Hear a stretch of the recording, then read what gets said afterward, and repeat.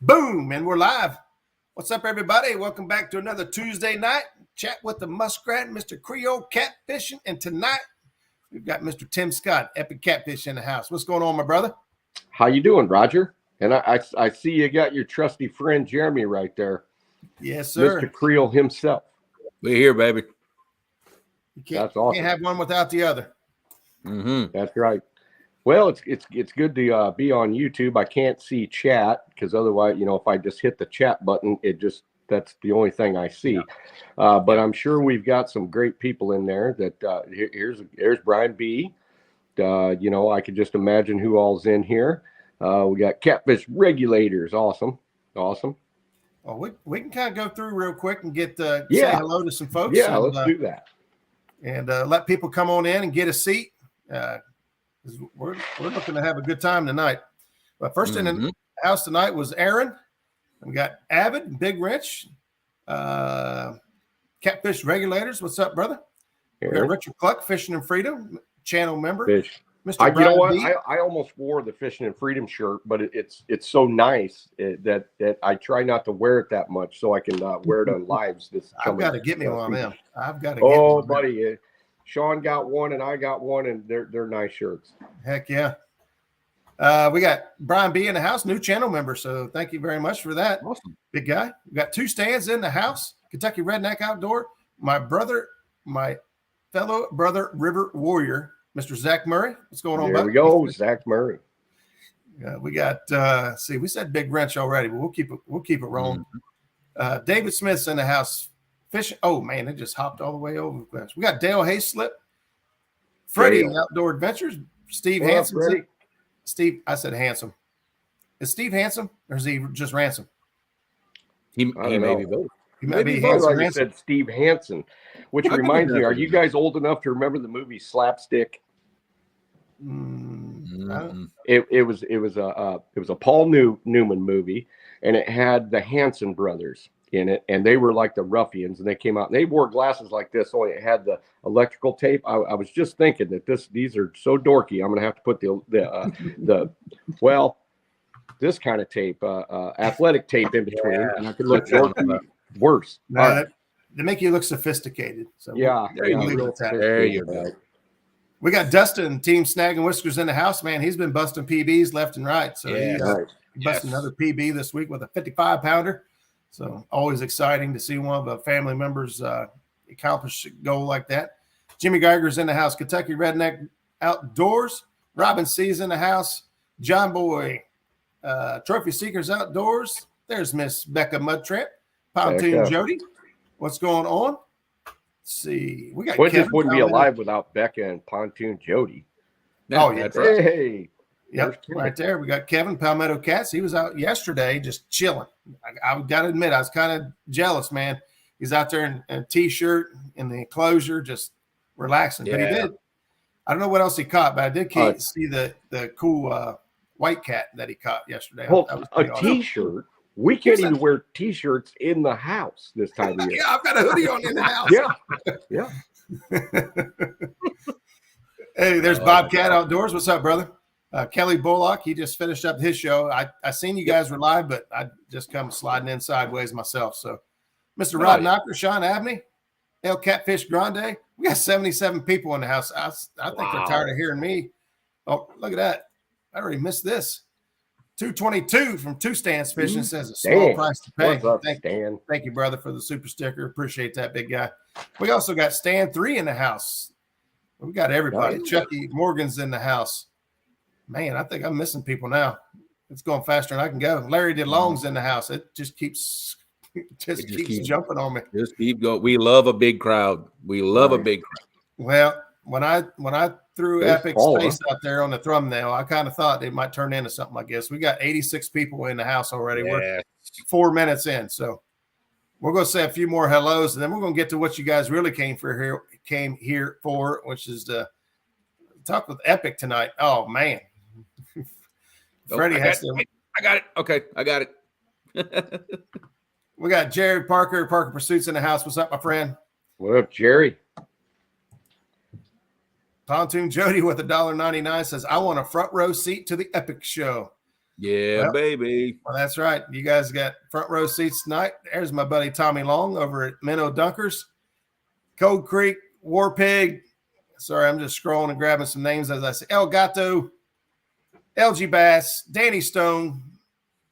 Danny Stone. I don't know if we're going to get this show started if we don't stop. What up, Tom? Yeah, Pat, just keep going. I love hearing these names. I'll tell you, okay, I've met a lot of them at CatCon, and there you go. A bunch of great people. Epic said he misses you guys. He loves hearing the names. All right, we'll keep rolling. Yeah. Our brother Matt Stonefly 71. What's going on? There's Fishing with Paula Smith. Saying hello. Awesome. She strolling through the chat as well. Paula, I just caught the end or a piece of your update today. Yes. And I got to say, congratulations. What a roller coaster ride. Because I seen earlier you had one post and then you followed up with an update. And was it a long sleeve shirt yesterday? I thought it was a short sleeve shirt, then a hoodie, then a Catfish jacket, then a beanie, then a hood. Yep. Yeah. When I was watching, the sun was just starting to go down. So, but he did catch a cool white cat. Nice. All right. Now, you know what family the white cat is in, correct? Catfish, I guess. Is it more along the bullhead family? It is. It's in the Amarius family, and it is the largest bullhead in the bullhead family. And there's, I think there's somewhere around 9 to 11 species of bullhead. Wow. In the Amarius family, yeah. And some of them are localized. Some of them are, Rocky Mountain types, things like that. And that's not counting the Mad Toms either. That's just the bullheads. And the white cat is the biggest bullhead in the family. There you go. So does that mean it has that flat tail? Yes, yes, it does. Yes, it does. And there's anatomical similarities between all the bullheads, and one of them is that basically flat tail. And a lot of people don't know this, but bullheads, while they will scavenge a bit, they actually eat a lot more like flatheads. They're big live bait eaters. They eat a lot of minnows. They eat a lot of small sunfish. They eat a lot of mollusks, a lot of worms, but stuff that's dead and stinking, they don't normally like it. Now, in fact, that does bring up a question, and it should take a quick answer. Do bullheads eat fish eggs and or young fish fry? Absolutely. They will. Okay. I mean, they're opportunistic, to a great degree, but given a preference, they will eat mostly live bait. Okay. Because I know most people that have farm ponds hate them in there, because I was always told that, hey, they'll eat the brim eggs. They'll eat the small brim. So, perfect. Yeah, this is a theory of mine, and I talked about this, years ago with my flathead crazy buddies, and they said the best time to use bullheads was was close to the spawn, because they hit those things with a vengeance. Yes. And I've experienced that myself a bit. It's not that and I would probably use more bullheads if I had access to more bullheads. Now, years ago, every farm pond had bullheads, but as luck would have it, as the bass got bigger, they started to eat more of them. We have just the river down by my house used to have bullheads in it, but as soon as the water quality got better from the Clean Water Act, we had more smallmouth, and we had more big channel cats, and the bullheads took it on the chin. I don't hardly see a bullhead now, and it used to be that's about all you'd catch down there. The canal had a lot of bullheads. A lot of places had bullheads before the water quality got better, because they can tolerate pretty poor water quality. Apparently so, because I kept one alive in a 5-gallon bucket for 3 days. They can. I'm not saying they can breathe air. They don't have a primitive lung, but they do fairly well in low oxygenated water.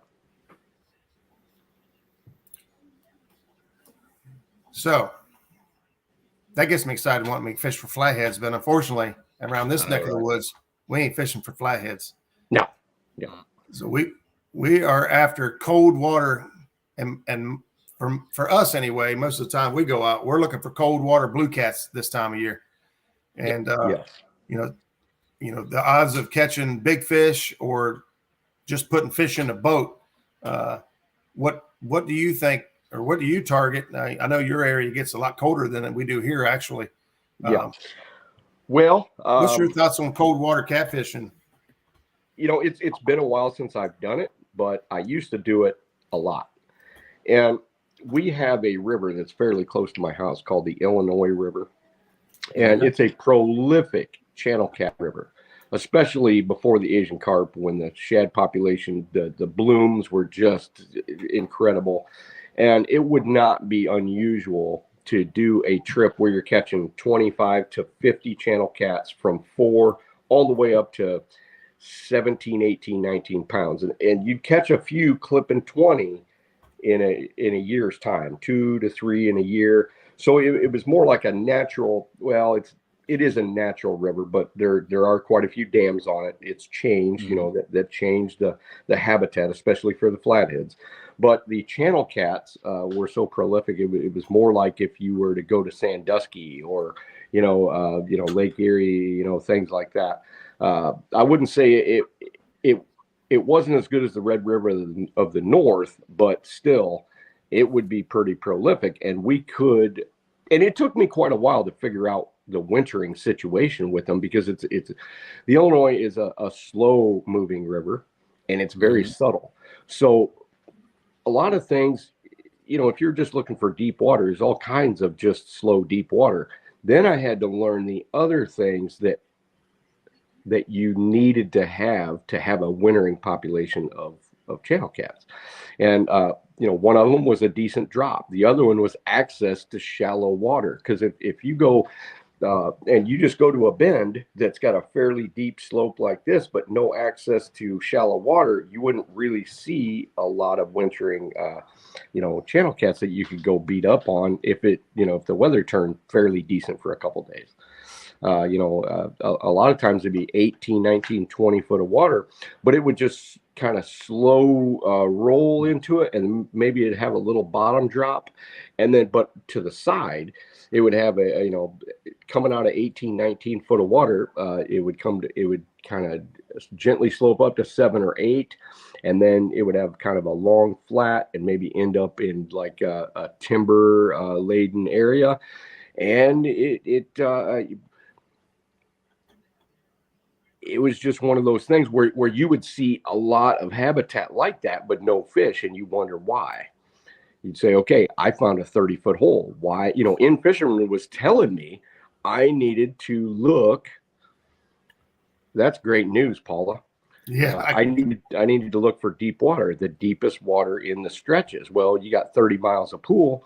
I'd go immediately to the deep water, 28, 30, 32 foot, but there'd be too much current in the wintertime for them, and just not enough of the right kind of habitat. Gotcha. Now, when you say access to shallow water, and I know we're talking about channel cats right at this moment. Yes. When you say access to shallow water, what distance are we talking? A short distance, 25, 30 feet, because that's a very smart question, Jeremy, because that's what kind of made it a special spot, or that's what made numerous spots special, to where they didn't have to travel 100 yards to get to shallow water. They could just shift from the deep water up and then shift right back down. And the other thing, where Roger and I live, we get a lot of ice.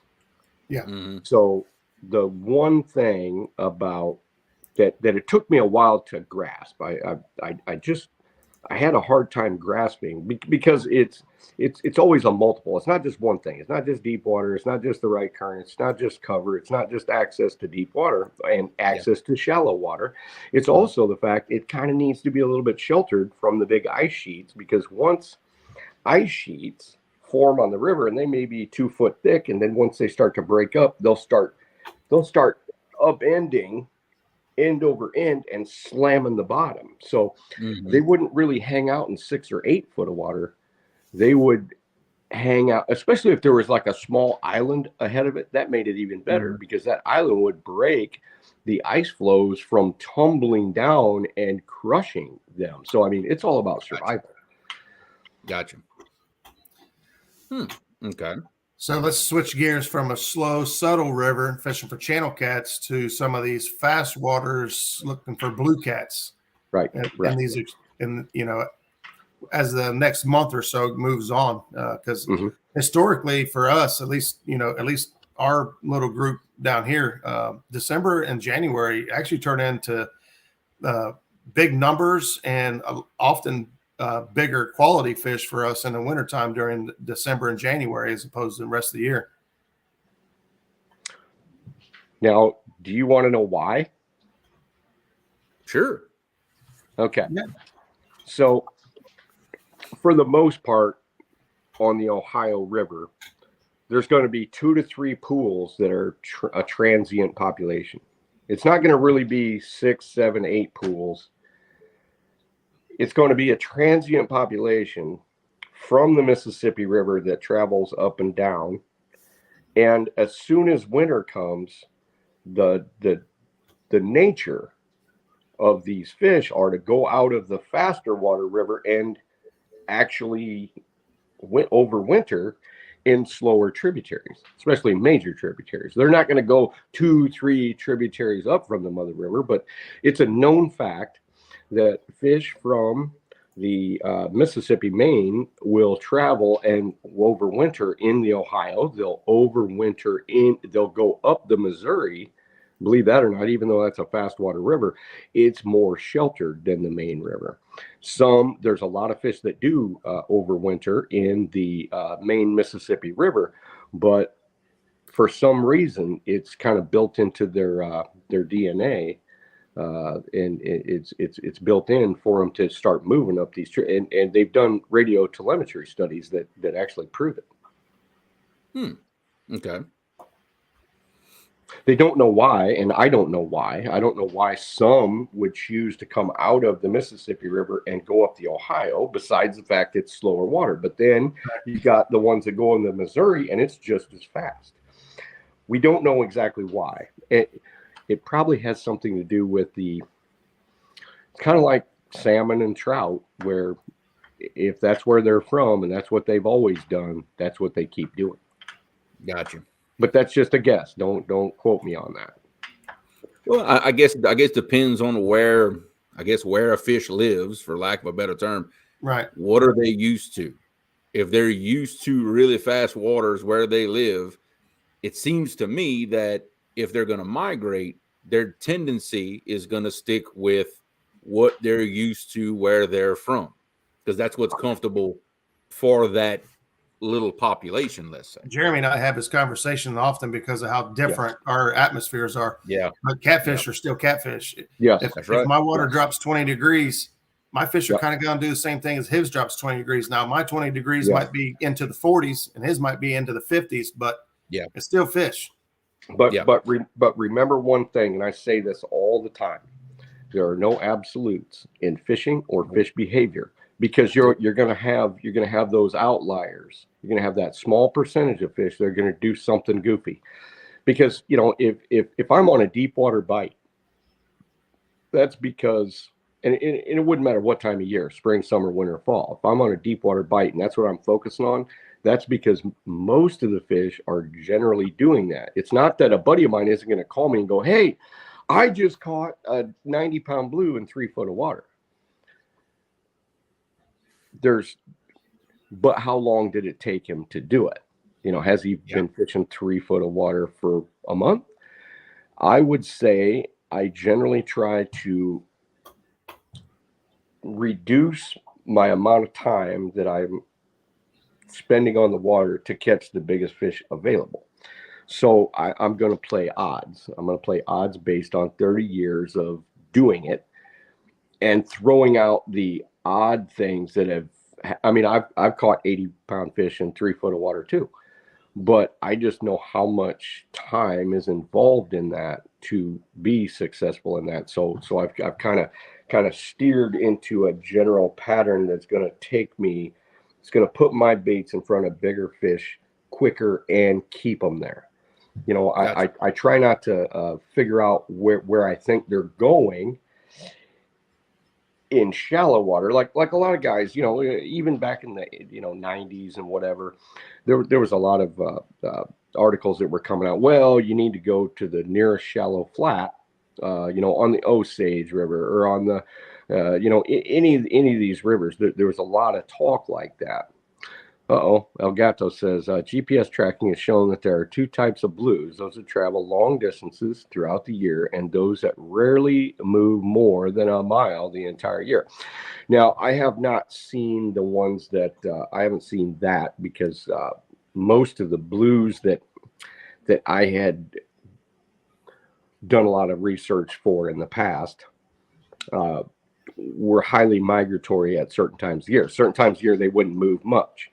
But I have not heard of certain blues not moving much unless they're in a special river situation or a lake situation, and really the equation on catfish is a little bit more difficult now than it was even 15, 20 years ago, before they started stocking them in all kinds of situations, lakes, rivers, man-made situations where they haven't been. Now, I'm not saying that blues are so smart or that they've learned or they whatever, but they're still going to have that Pavlovian dog response, because if what's natural to them isn't paying, they're not just going to starve to death and die. They got to figure something out over time. So, so wherever you're at, you are going to have to figure out, if you're on a fish, you're going to have to figure out what benefits you somehow, and you're going to have to stick with it, or, and be able to change. But do remember one thing: fish are simple cortex creatures that are born with about as much smarts as they're ever going to get, especially flatheads, because flatheads are they're the root. I mean, they're very, very, very primitive. It's not that they're not capable of learning. They just don't learn unless they absolutely have to. And luckily, they can do that. But also, since they are so simple, as far as thinking, since they have more instincts than they do anything else, it helps us be able to target them, because they're not going to go do something totally off the rail unless they absolutely have to. I got you. And it makes sense, because I know in my area, they've been in those two rivers for millions and millions and millions of years. Yes. What they do is what they're going to do. That's been established for a long time. Like you said, they're introduced to a new area. Their pattern is still being developed overall. They're still adapting to the conditions. They're adapting to survive at that point. It is. So the equation, Jeremy, if the root equation that they're born with doesn't work for them at the time, then they have to add on to it. And that's when it becomes complex. And that's why we all still have questions when we go to places that we're not familiar with. We go, oh, why isn't this working? Now, generally it does, but you may have 2 weeks, or you may have 3 weeks when it's just totally off the wall, where they're in 3 foot of water, when normally in other places they're in 12, 20, 40, and when we're talking about blues, 40, 50, 60, but yet Santee Cooper, they're running amok up chasing blueback herring in 3 foot of water. Yep. Now that right there from Stand 3, that's an interesting question right there. It really is. Okay, I'm going to try to tackle this as best I can, because that is one thing that I have put a lot of thought into. Okay. Why do some catfish start to migrate before others? And why do some start to spawn before others? Because as a general population that is normally fairly big, I would say that they're going to have to, because it's almost like Black Friday. All right. Some people love to go out and You know, they love to, you know, rub elbows with everybody and try to get to the deals. And they like to get there in the morning and they like to whatever. Guys like me, I'm like, no, I don't want to deal with Black Friday. I'm going to go on my Black Saturday or Black Sunday, you know, after the whole group is already gone, or I'm going to go early. So it's all about competition. So everything in the world, everything has to worry about competition. That is one of the main things, because if they get out competed, if they're too slow or they're too fast, or if there's just too much of a group, they're going to have to, I wouldn't say make up their minds, but have to go. So there's going to be a parameter of, I don't know how to say it besides conditions that are going to signal, yeah, we need to make this move. And some of them are going to move quicker. Some of them are going to stay home. Because if your needs are met, that is one thing that we should take in consideration. One of the most important things about fishing is that, especially catfish, if their needs are met where they're at, as long as there's not another extenuating circumstance like the spawn or cold weather coming or whatever, if their needs are being met, they're going to be pretty much homebodies. I mean, that's right. There's no reason to move. There is no reason to move. No reason to move. Yeah, gotcha. Until they get pressured. They may get pressured by too many. And let's talk about channel cats and blues, because channel cats and blues are not fighters like flatheads are, but they will get pressured out if there's too much competition. And we know this because the influx of the Asian carp has actually displaced channel cats in their spawning grounds, because they're and we know that Asian carp don't come up and nibble on them, and channel cats don't. You know, a 40, let's just say you're in a smaller tributary and there's a lot of 10 to 20 pound channel cats, males, setting up on cover, on rocks, on logs, on sticks, on whatever the right current. And now all of a sudden they have to deal with 30 and 40 pound Asian carp that are dumber than a box of rocks, but they're just encroaching on them, and they just don't like that. And so it's actually changed the spawning time, because the spawning time of these Asian carp is right around Memorial Day weekend. Well, that used to be a big weekend for me. I'd go up into these tributaries. Now you can't hardly find a big channel cat Memorial Day weekend on any of the rivers that I used to take clients to. And we would have huge successful days, 25, 30, 45, 50, sometimes 100 channel cats between 4 and, usually about 12 pounds. You get lucky and get a 17 or an 18 or a 20. But I quit guiding on Memorial Day weekend once those Asian carp started to infiltrate that, and they started to show a preference for that type of habitat, the same type of habitat channel cats like to spawn in. And all of a sudden it's loaded with Asian carp. You can hardly catch a catfish.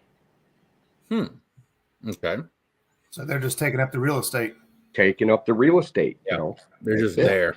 Yeah, that's right. Yeah. Now, something I've heard you say more than once about, let's say, conditions that trigger a change for catfish. I mean more of like a seasonal change, not a day-to-day change. Yep. You've always, correct me if I'm wrong, but you've always felt that the number one thing that affects seasonal changes in all catfish is the amount of available light throughout the course of the day. Absolutely. Green growing days. Yes. Yeah. There you go. The amount of daylight. The amount of daylight is their calendar, because we all know that it can't be water temperature. If it was water temperature, it would send them on this thing. Water temperature is a secondary. Okay. But the amount of daylight is the trigger, because if they don't go to their wintering areas may be several hundred miles away. If they don't start at the amount of daylight, if there's just a cold drop, all of a sudden they're wasting their energy, they're wasting time, because if the water drops, we get an abnormally cold fall, and all of a sudden and then it warms up again. Now they're going back. I mean, it just doesn't make sense. It's that amount of daylight. It's that thing. It's like your watch.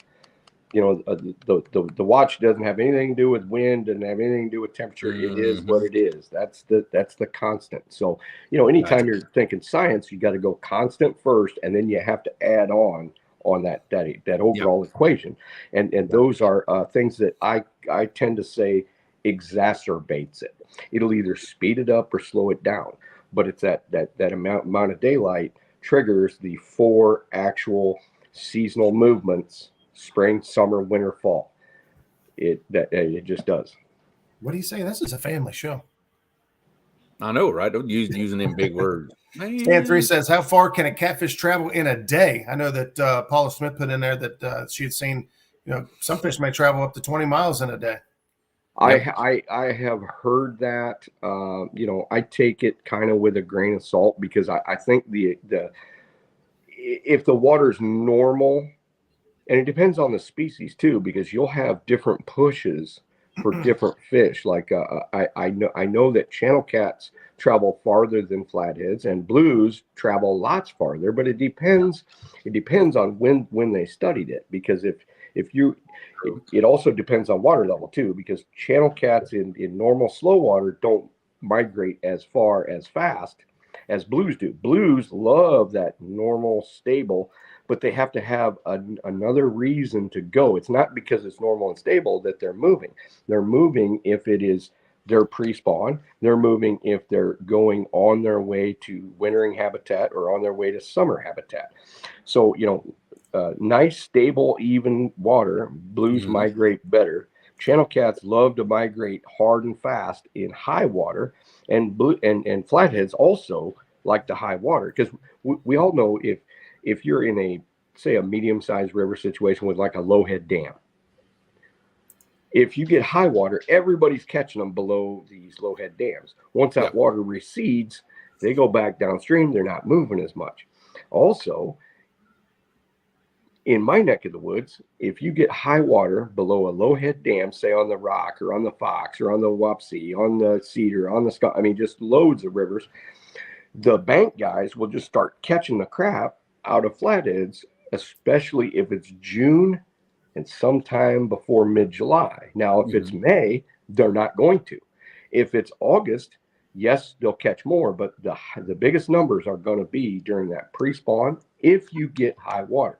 If you get high water, it's great guns. Everybody's catching them everywhere. But then as soon as that water recedes, they go back downstream, and there goes the flathead mecca.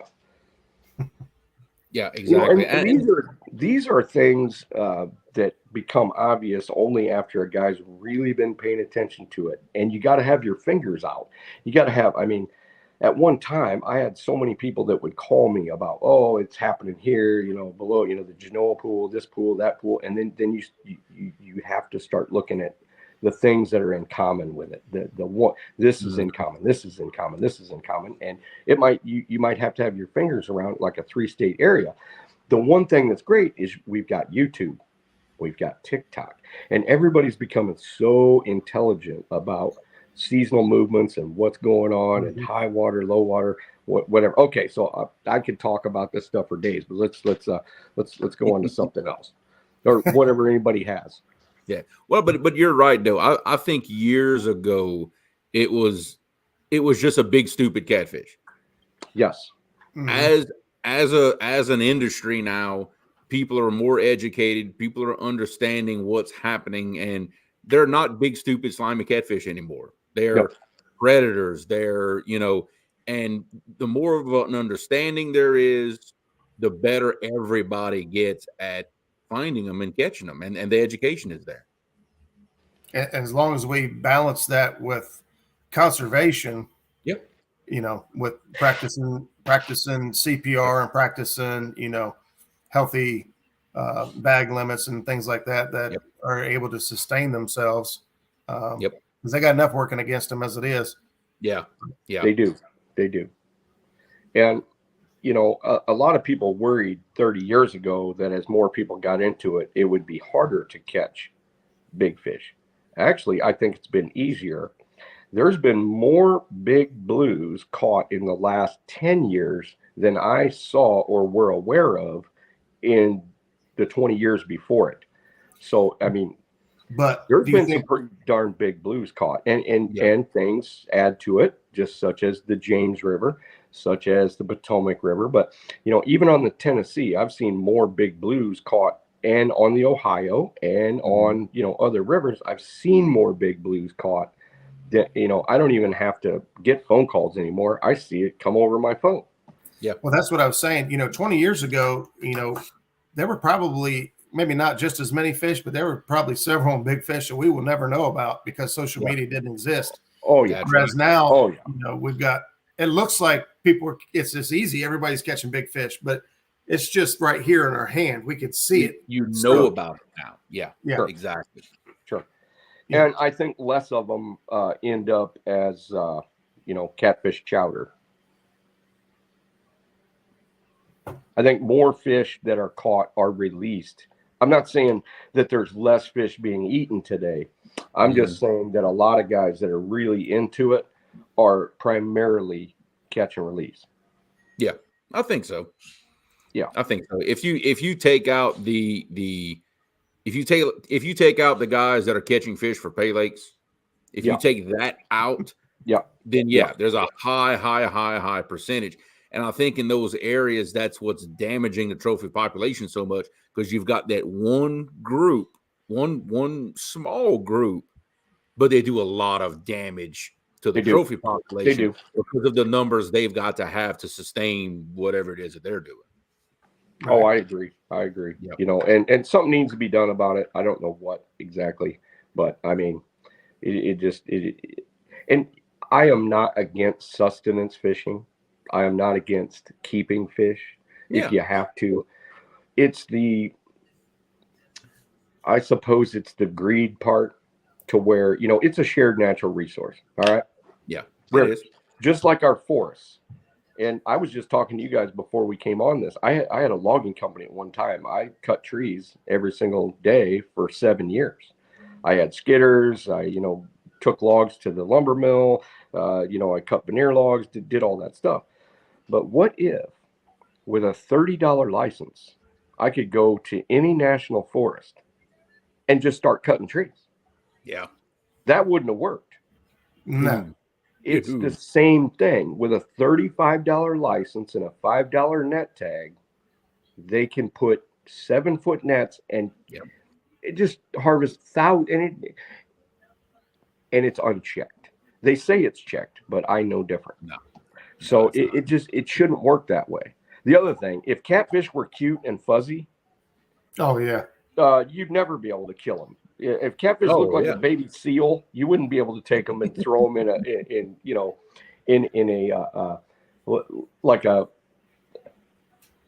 a fenced in yard, and people could just come by and eat them. That would never work. You're right.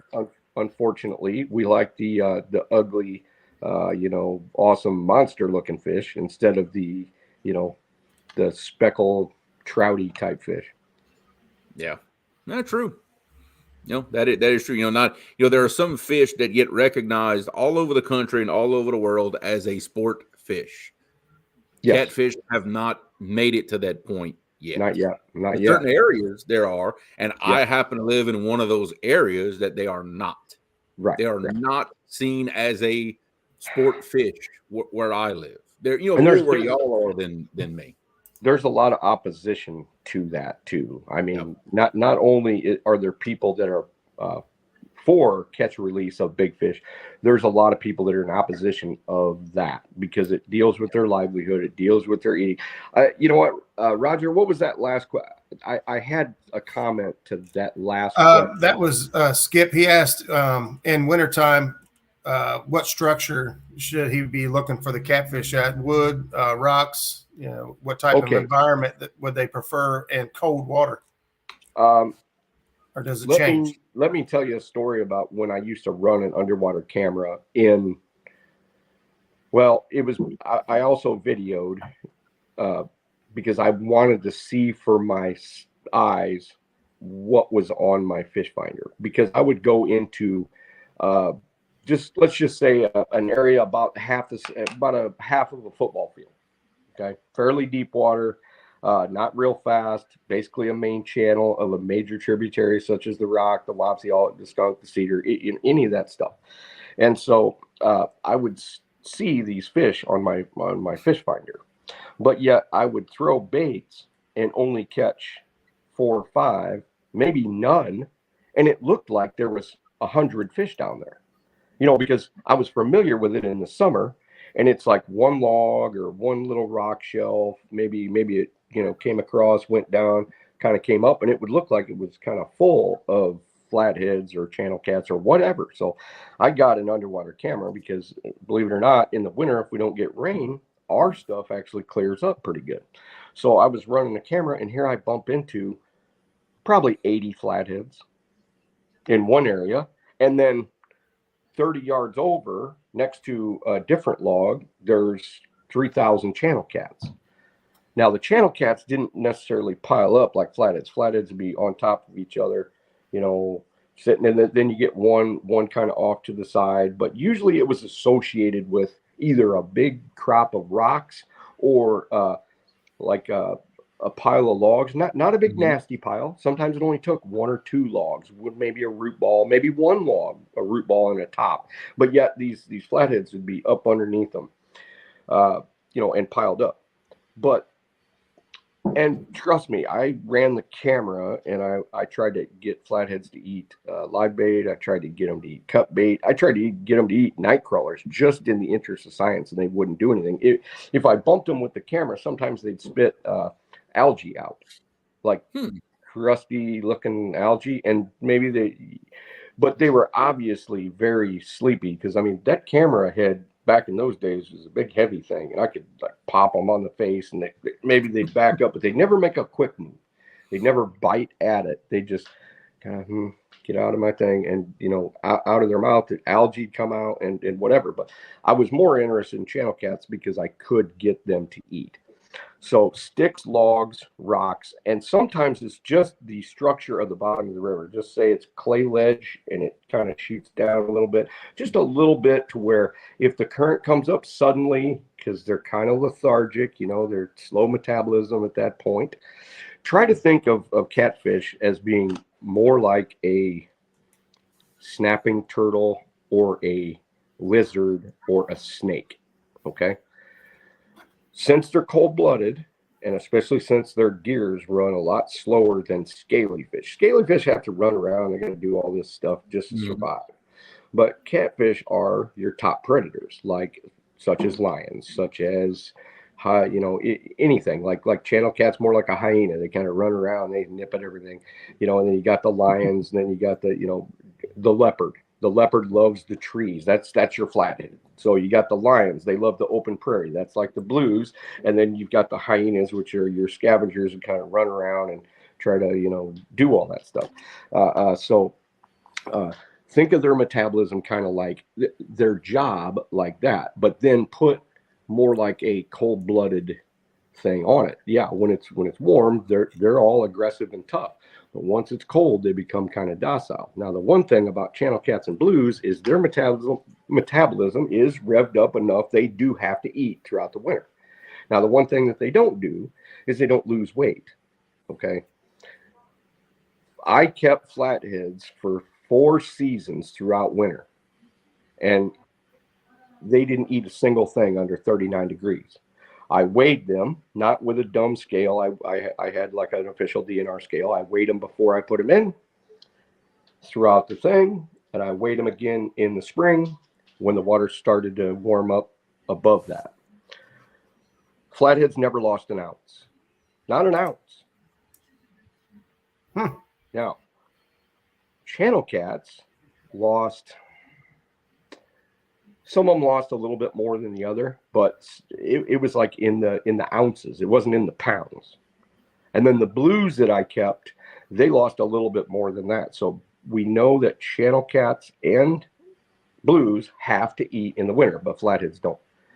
So blues are going to eat a little bit more than channel cats, and channel cats are going to eat a little bit less than that. Flatheads, they may eat, but I sure never experienced it in all that time.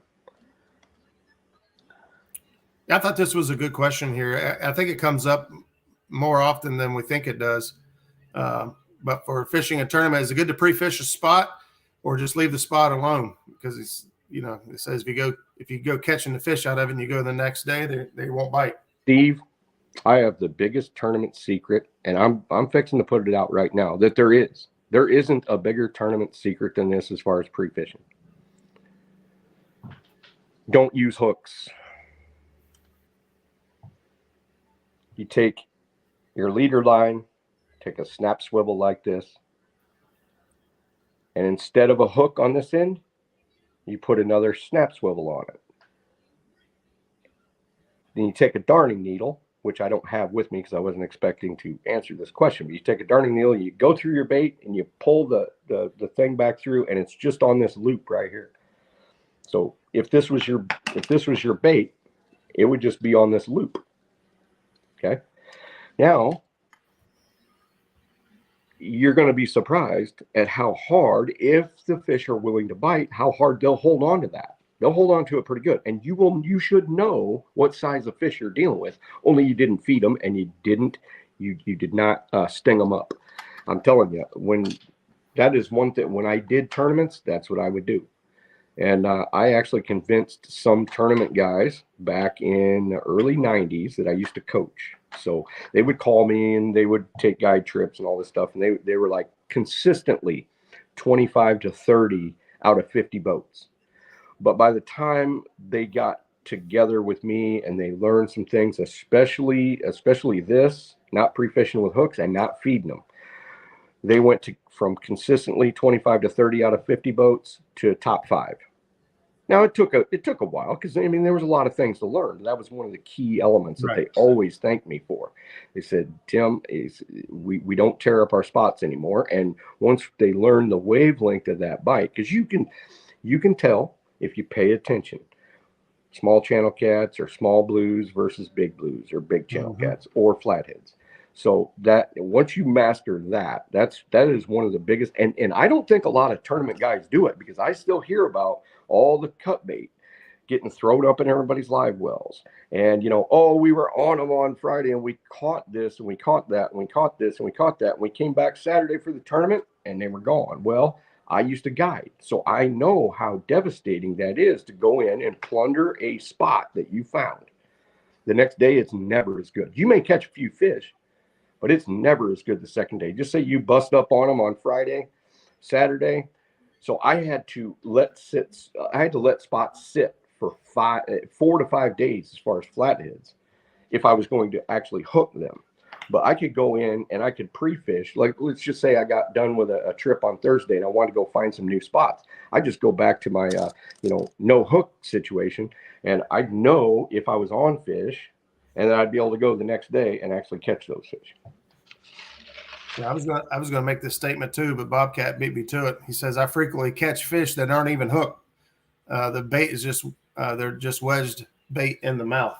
Yeah, it's actually pretty fun. It kind of drives a guy crazy a little bit when you first start. It drives you nuts because you think, oh my gosh, that thing was an 80 and I would have loved to caught it.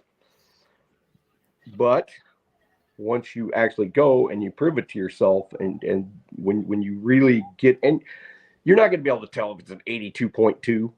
You are going to be able to tell if it's a 36-inch fish or a 48-inch fish or a 24-inch fish.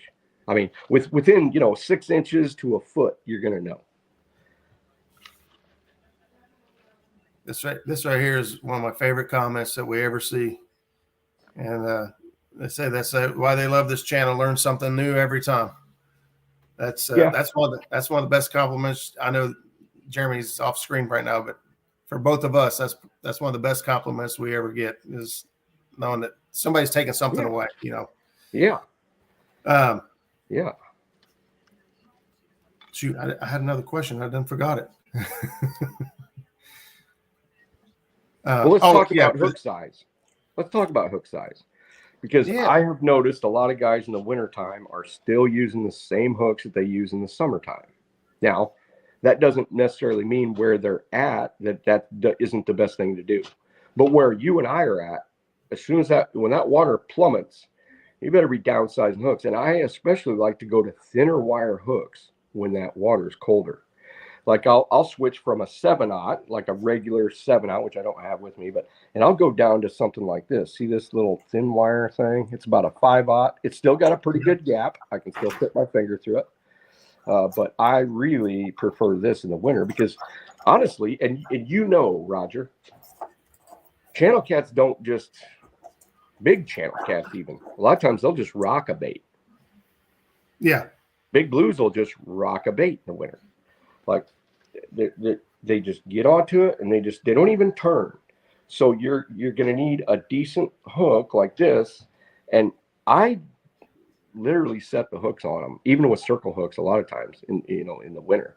I don't do it much anymore because I'm so busy and blah, blah, blah. I got 100 excuses, but I mean, I did it for so many years. It's pretty much written down in my fish brain. Yeah. Yeah. We noticed that. Well, I mean, this was last weekend, every bite we had, even, we caught one that was a little over 30 pounds. He hit it real light, like a, like a small fish. And we're like, not every fish, especially as you get in this cold weather, is going to smoke a rod. Right. It still happen. Yeah, but usually when they're smoking it, they're all smoking it. Yeah. When they're just tentative and just backing up and all that stuff, they're usually all doing it. And it just depends on their activity level cycle. And let's talk about this too.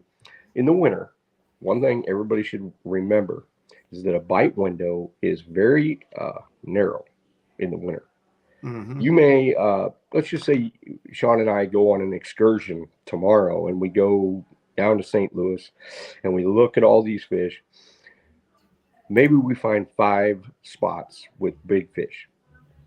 It's very likely that we could fish all 5 spots and miss the bite window. Or we could select the best 1 or 2 and spend a lot of time on it, because when they're ready to bite, you got to be there in that 1 hour that they're willing to bite. And let's talk about why that is. Yeah.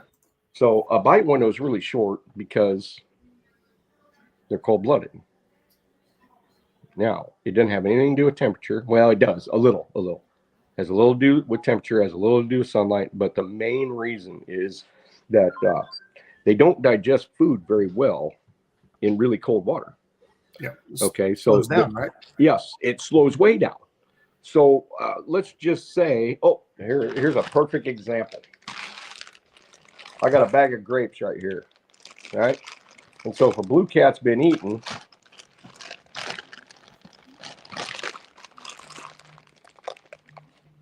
maybe he ate all this yesterday, okay? Now, has it digested very well? No, but if you ate it in the summertime in 80-degree water, it'd be mostly digested. And so he's ready to eat. So all this stuff is just sort of hanging around in his stomach. Now, will he eat? This is also why we downsize baits in the winter. That's right. Because is he willing to eat this, or does he want to eat something? I mean, I throw baits this big in the summertime. I mean, literally just stupid big. Yeah, we know. Yeah. So, well, maybe there was somebody new in here. I don't know. So No, he's going to open up his mouth and maybe be able to choke that thing down. And the odds are, what's that? Because it's there. It's Yeah, because it's there. And that's another thing. In the wintertime, it's even more important to pinpoint and be on top of them, actually. And that's one of the things that is in you guys' advantage, is that out of all 3 of the catfish, the blue cat is the most cold hardy. It feeds better than channel cats and by far the flatheads, but it feeds better because the metabolism, remember, the blue cat's metabolism is the highest, the channel cat's is second, and then the flatheads is third. So the highest metabolism is the blue. So they do have to eat more in the winter. The problem with it is that they can be full, like me after Thanksgiving dinner. That's the thing, yeah. And that's why the bite window is short, because it takes a longer time to digest and to get to that. Better not bring those 5/0 hooks to Texas for our winter's epic. Oh, not in Texas. We're not talking about it. Texas doesn't even have winter. That's not winter. That's like fall to us. Well, this is their big fish season down there. That's what I mean. It's like our fall. Yeah, it's picking up for those guys down there. I'm excited. Yeah. It gives us all something to watch and pay attention to when they're everything for most of us is slowing down and they're speeding up. Yes, and let's talk about lakes a little bit. Lakes, especially like I've watched El Gato's lives, and his lake is it's got a lot of shallows to it. Mm-hmm. It's got some deep water, but it's got a lot of shallows, and it's fairly turbid, which means kind of stained, dirty water. That's a huge solar collector, just like Texoma, just like a lot of those lakes that I've been to in Texas. Huge solar collector. Rivers like ours, they get low and clear in the wintertime usually. And you've got a whole bunch of water that doesn't hit the sun. So, the sun is constantly warming this stuff up in the shallows, and it allows these fish to have a higher metabolism than what we have on natural rivers around here. This was for Stan. It was just giving them props for all the help. And I want to make sure.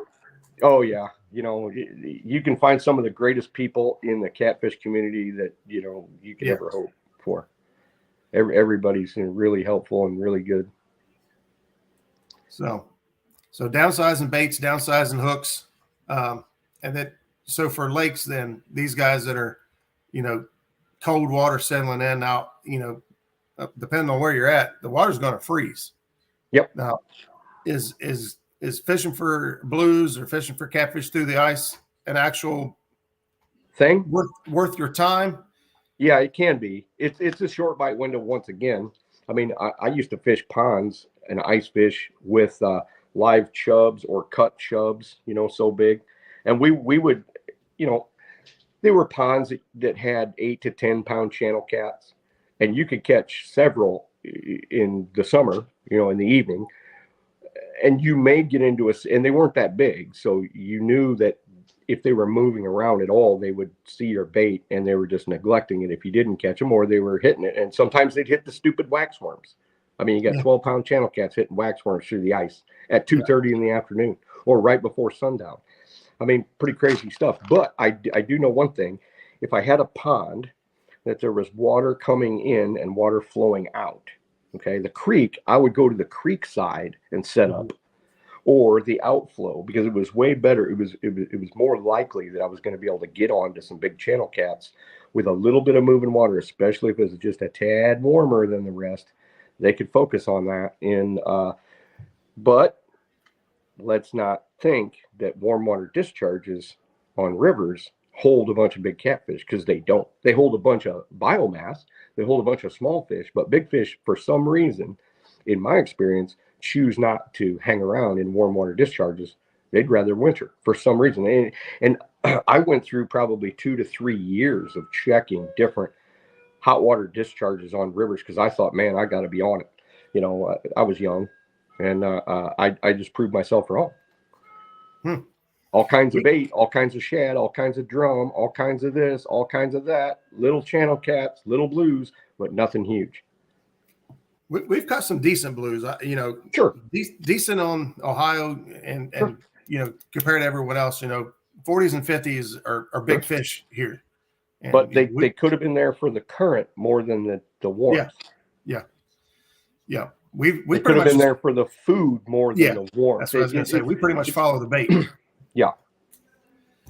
Speaking of, this is a question that, actually Zach and I were sitting on the boat this week talking about, skipjack. They got the big run, and some places in the country still have skipjack running at the dams. Those skipjack don't disappear. They're still somewhere. Deep. They go deep.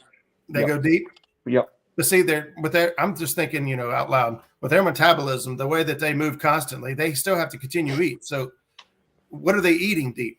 That I couldn't tell you. I mean, there are things that I've wondered about, but there's no real way to prove it one way or the other. And one thing that I don't have is I don't have a big population of skipjack up here.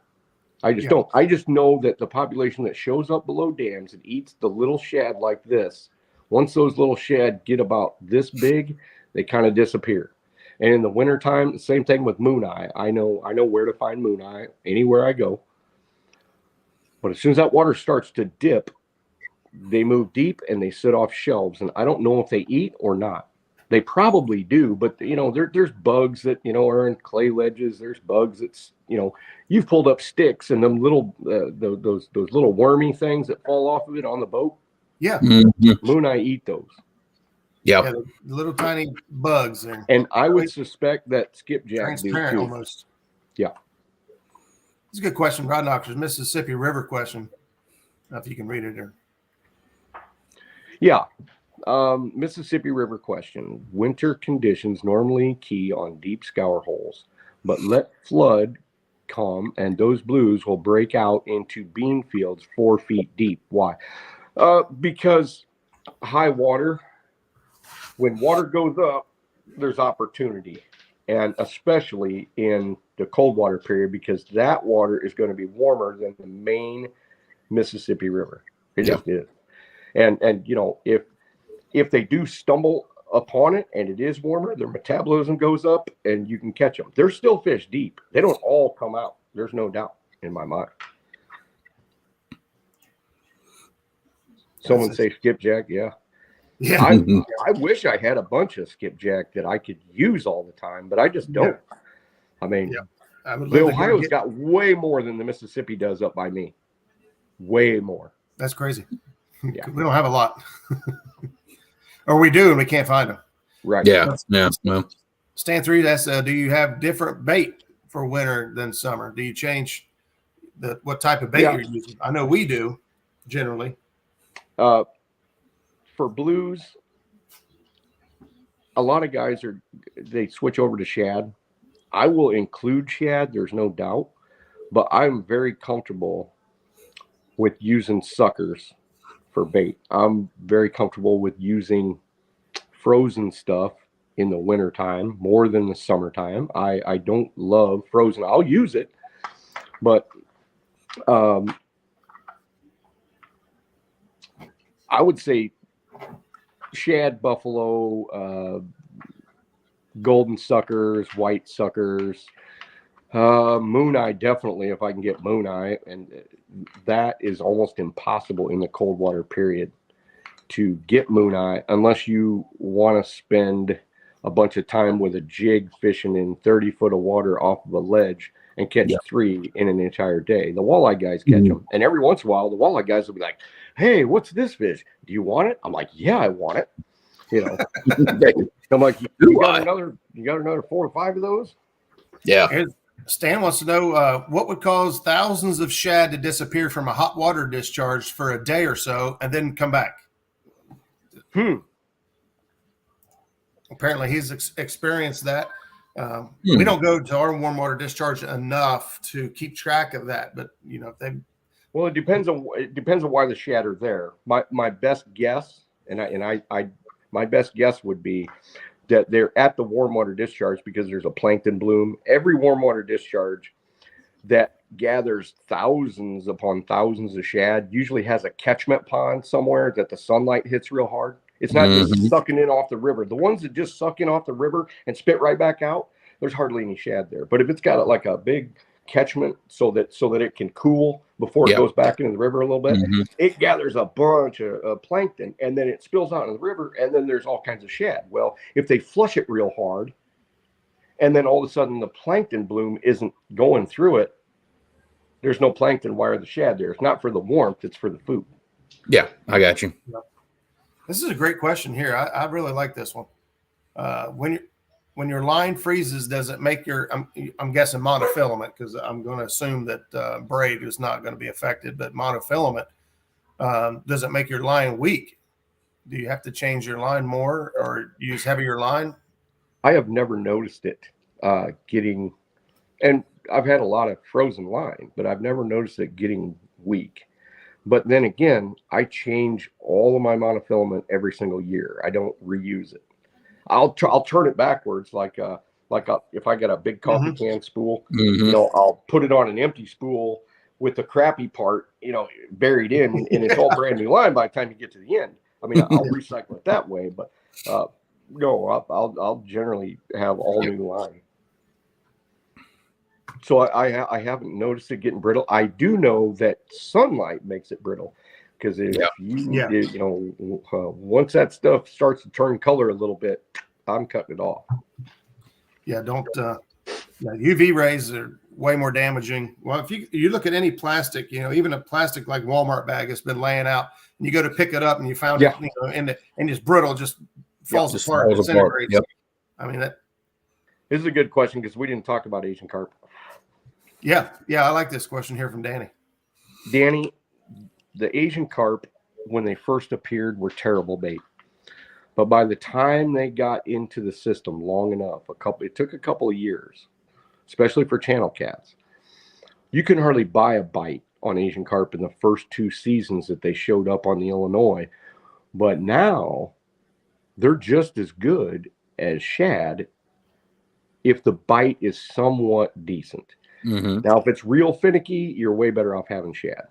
Same thing with blues, I would imagine. I mean, I've used Asian carp a lot, and believe it or not, I've had some fantastic anchors on Asian carp, using totally Asian carp. I mean, fantastic anchors, 70s and 80s and 60s and 40s and blah, blah, blah. But then the next day they won't touch it. I don't know why. I haven't used Asian carp enough because I try not to be so bait poor that I'm forced to use it. A lot of places, they prefer it. That's one of their go-to baits. Yeah. That's one of that's in my top 3 is Asian carp. But something I've observed over the past few years that goes along with Danny's question here.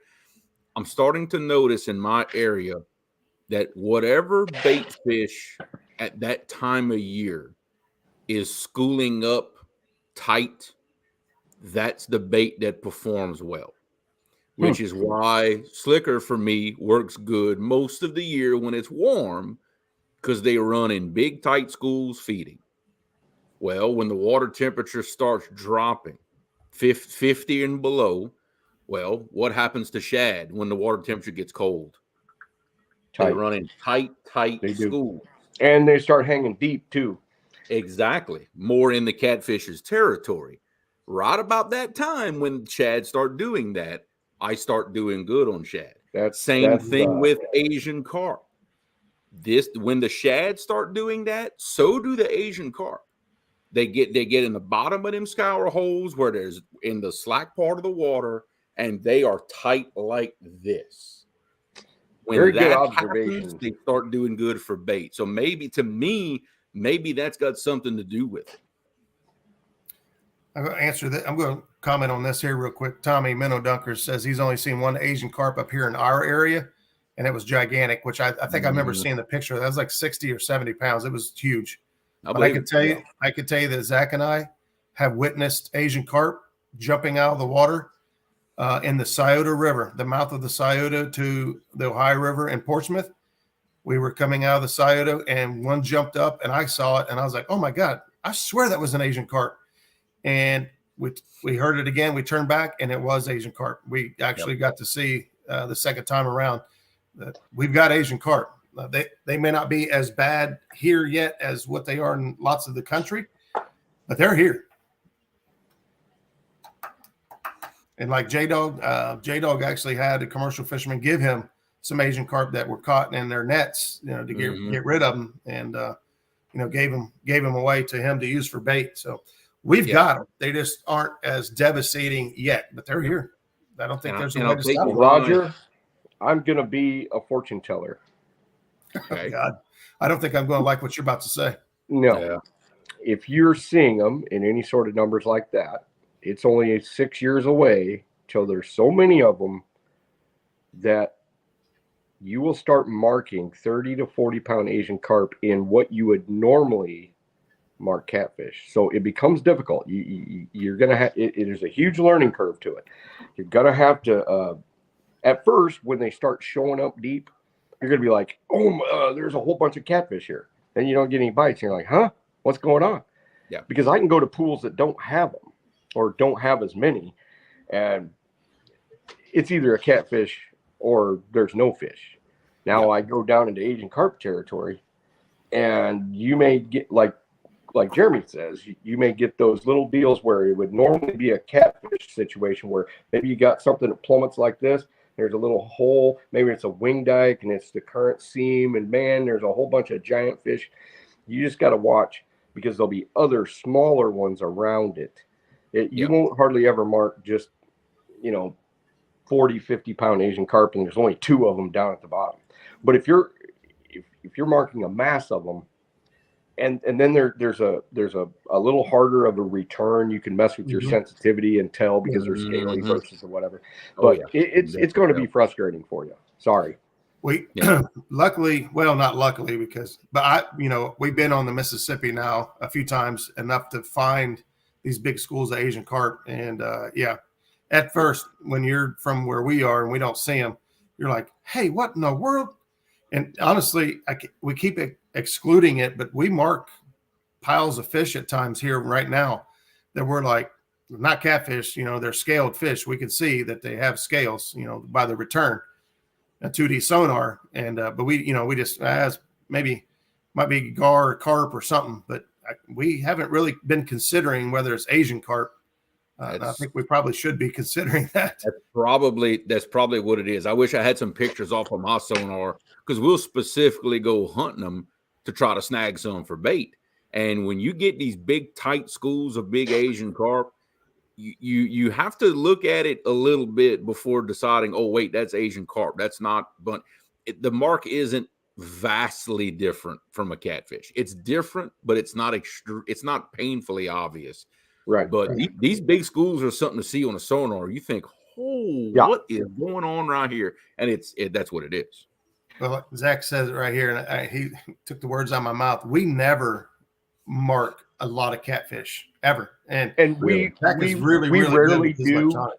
Roger, we rarely do, because a lot of people think that where I fish, there's just scads of catfish. There's really not. There's tons of water that has no catfish in it at all, and sometimes I can run 4 or 5 miles and look at all the spots, including down the main channel, and only mark 50 catfish. Yeah. I mean, for 5 miles. But they're going to be 3 or 4 here. They're going to be 2 or 3 there. Now, I'm not saying they're not just belly to the bottom and we're just not marking them. But even when the catfish are thick, you might be in 30 foot of water and cover maybe a 20-yard square and be able to actually mark when they're grouped up 20 to 25. Yeah. They're not all going to be giants. There's going to be 1 or 2 giants in with those, but that's not a normal thing. But keep in mind, when I'm running the river, I run my sensitivity way down, like on 1. Yeah, because I don't want I'll run it up just to check out the biomass, but I don't want to mark 220 sitting side by side and think it's a 50. I don't want to mark 230s and think it's an 80, that's, 4 foot, 5 foot long. I don't want to do that. So I run my sensitivity way down. And I don't think a lot of people do that. I think I'm going to try to help people out by pushing that a little bit and say, okay, just if you know what a 20-pound fish looks like, run your sensitivity down till it basically disappears almost. And then work that area, keep it mid-gain to see what you've got biomass wise and see if you're marking big fish. But then if you're really trying to pick out really big fish, like if you're in a tournament or you're just a monster hunter like me, turn your sensitivity down to 1 or 2, especially in 30 foot of water, 40 foot of water. You're going to have 1 or 2, and shallower, they're going to show up bigger. So I just almost turn it to where almost nothing shows up. Yeah. We actually Zach's taught me this, and I kind of feel the same way now, is that we never touch our sensitivity, because it takes a while to learn that, hey, that's a big fish. Mm-hmm. And once you figure that out, if you start moving stuff around, then you've got to try to adjust and adapt to what that is. So like right now, if we know on a hummingbird, big green blob with a little speck of red in the middle, that's a pretty big fish. And depending on the thickness of the mark, mm-hmm. Not so much the length. The length really isn't a big deal, but the thickness. We don't ever touch our sensitivity. We leave it, because once we figured out, we've learned it, we know this is what a fish looks like, that we don't want to change it and learn all over again or try to, make adjustments to that. I've been doing it so long, though. Yeah, I did it with my Legend 2000. I did it with the Eagles. I did it with all that stuff, just messing with the sensitivity down, because, I'm telling you, nothing used to make me more angry when I'd set up on what I thought was a giant fish and I catch 220s, and that's it. Mm-hmm. And you scope the spot again, and they were 220s laying beside each other like this, and I thought it was an 80-pound fish. So I learned that early, and I can go in, and it's different the depth that you're in as well, because the deeper the water, the smaller they show up. So you got to take that into consideration. So if I'm in 20 foot of water and I mark something on my graph, you know, it's like that long and it's that tall and it's got red in it and whatever, I have to turn that down because especially if they're moving underneath the boat, they'll show up longer because they're moving slow. So then I have to turn my sensitivity down. And if they start getting all narrow and looking streaky, then I know they're just average size fish running underneath the boat real slow. So I really mess with it. And one day you will too. Now you see, that's where running a split screen and running your 2D sonar and your down scan side by side, you can actually adjust them independently of each other. Yeah. And that'll tell you. Yeah, but that'll tell you a lot. It will tell you a lot, but I haven't used that enough to trust it as well. Because on mine, and maybe I have the sensitivity not exactly right, because you have to set your sensitivities per screen. That's right. And so it just doesn't show me the girth. It'll show me like a white streak, but I can't discern from a fish that's only that big around to one that's like that big around. Yeah. I just haven't been able to do it yet. And maybe I'm going to work on that because, you know, never too old to learn, I think. I have the advantage on mine that on my down scan, I can actually overlay my 2D on my down scan screen. And then I can run just standard 2D on the other screen. So having them side by side like that, it'll, like if I'm running in a pile of fish, and I say a pile, I'm like you, 15, 20 fish. That's a pile for me, like where I fish, you know, on the base of a ledge, something like that. It does make a big difference. Zach, I'm no good with side imaging either, because side imaging just shows me it looks like a white pencil. I don't, for some reason my old brain just doesn't compute. I think I'm looking at buffalo. I think I'm, you know, a side scan. I think I'm looking at something that's too high in the water column. I can't get in with the side scan yet because I don't do enough of it. I don't run planer boards. I don't, you know, because there's nothing that I, you know. Yeah.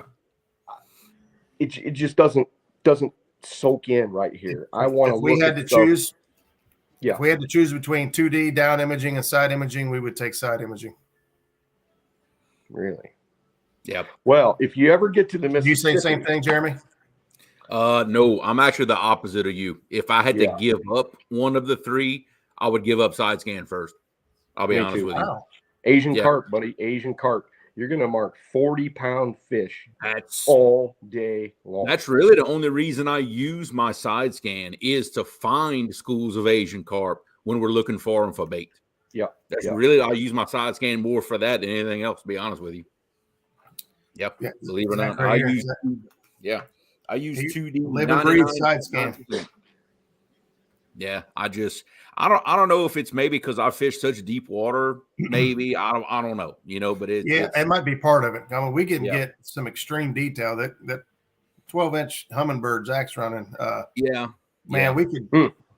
can almost tell spare tire. We can tell you what kind it is, size. What's that new when they came out? Why don't we just all get live scope? You can see them swim. You can tell the difference between the species.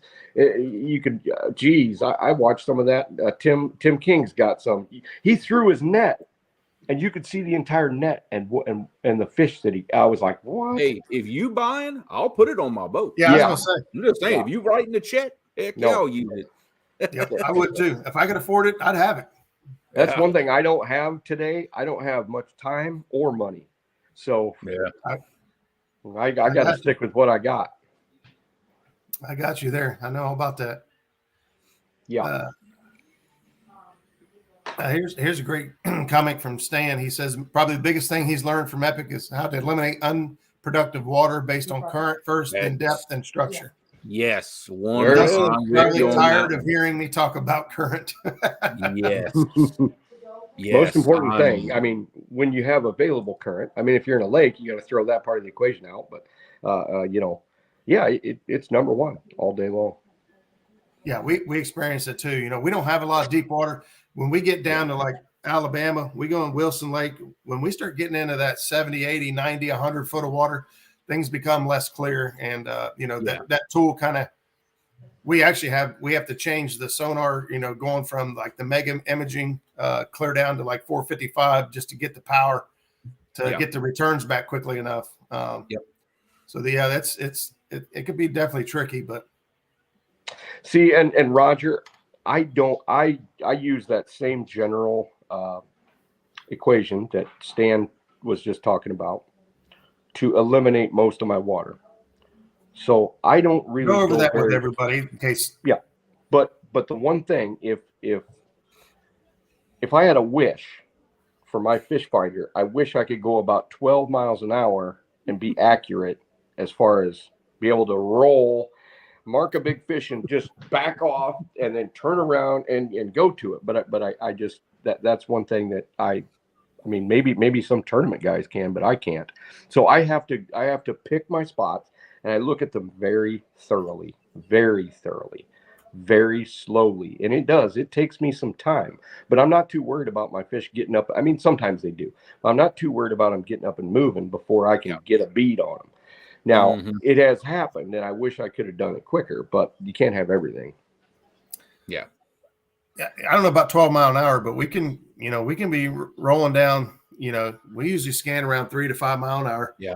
That's about what I do. Side scan or whatever. We can mark fish out to the side, and then we drop a waypoint, we circle around. A lot of times, unless we're pretty confident it's catfish, we could circle back around and cruise over top of them depending on depth, and then use 2D to verify, hey, that's catfish, or hey, that's scale fish. We need to keep moving. I've never used a waypoint in my life because I'm old. You're a flathead fisherman. Oh, I don't need to, because I've trained myself to be able to look at the water, where I'm going, be trained as far as how far it is, where I'm at, so that I can anchor up on them and throw it in their face. I mean, I've done it so long, and that was one of the hardest things for me to learn, because I would mark fish. I would know where they're at, and I would mark, and then I'd be off of them. And it used to make me just really frustrated in my 20s. And I'd anchor 3 or 4 times till I could get that thing right.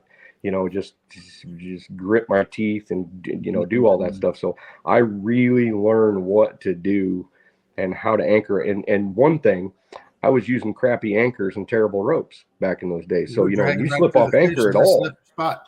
So now the tools that I have, I can anchor where I need to, usually. I mean, I still have to re-anchor a couple times, but I don't have to drop waypoints where I fish. Now, if I fish lakes, or if I fish really slow rivers like the Ohio, I might be convinced that I need to, especially if they're on flats and they're only here, and it's so far from anything else, I can still do it. But I would still probably want to learn waypoints. Now, what I'll do with mine, and like I said, I run a Lowrance, and I don't know if the others have that option, but on mine, if I see something on my screen, I can touch it. I can immediately either save it as a waypoint, or I can have it immediately navigate to that spot without necessarily saving it as a waypoint.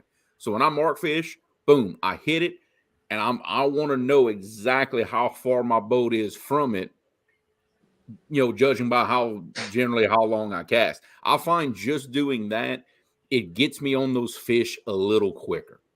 Instead of maybe having to sit in the spot 20, 30 minutes of nudging some rods to find them exactly where they're at, I'm on them in the first 5-10 minutes. Especially when let's say during a tournament, a competition, then that makes a difference to me. If I'm just fun fishing, that's one thing. Yeah. But during competition, right now, in 10-15 minutes is everything. I'm very confident that I don't need any land markers. I don't need to be close to a physical marker.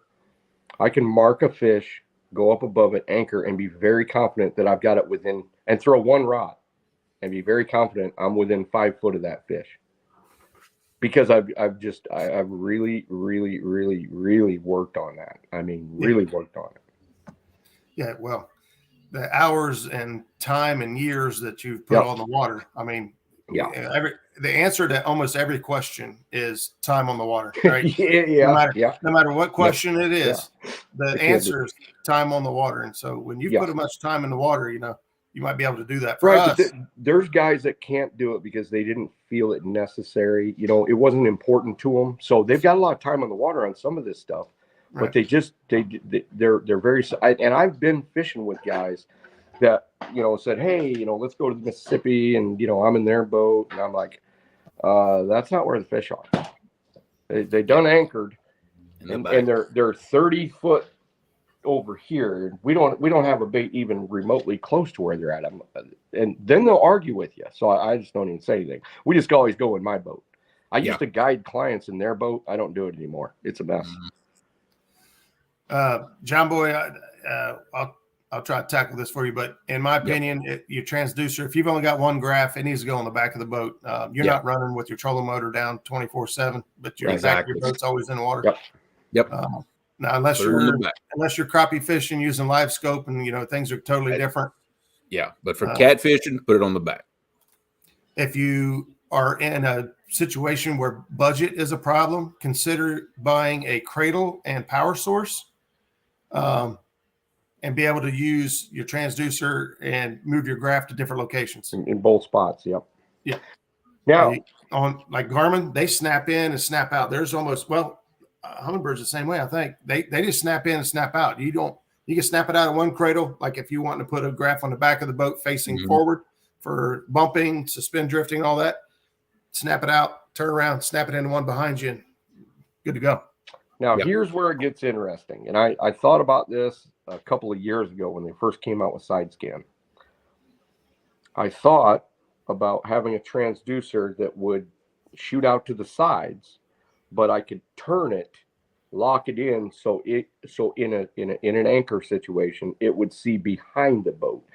Because I was thinking, okay, it's possible that I could miss fish if they were moving. So I've already scanned them in my mind, scanned them in on my transducer, went up above them, and I know exactly where they're at. But what if they're moving?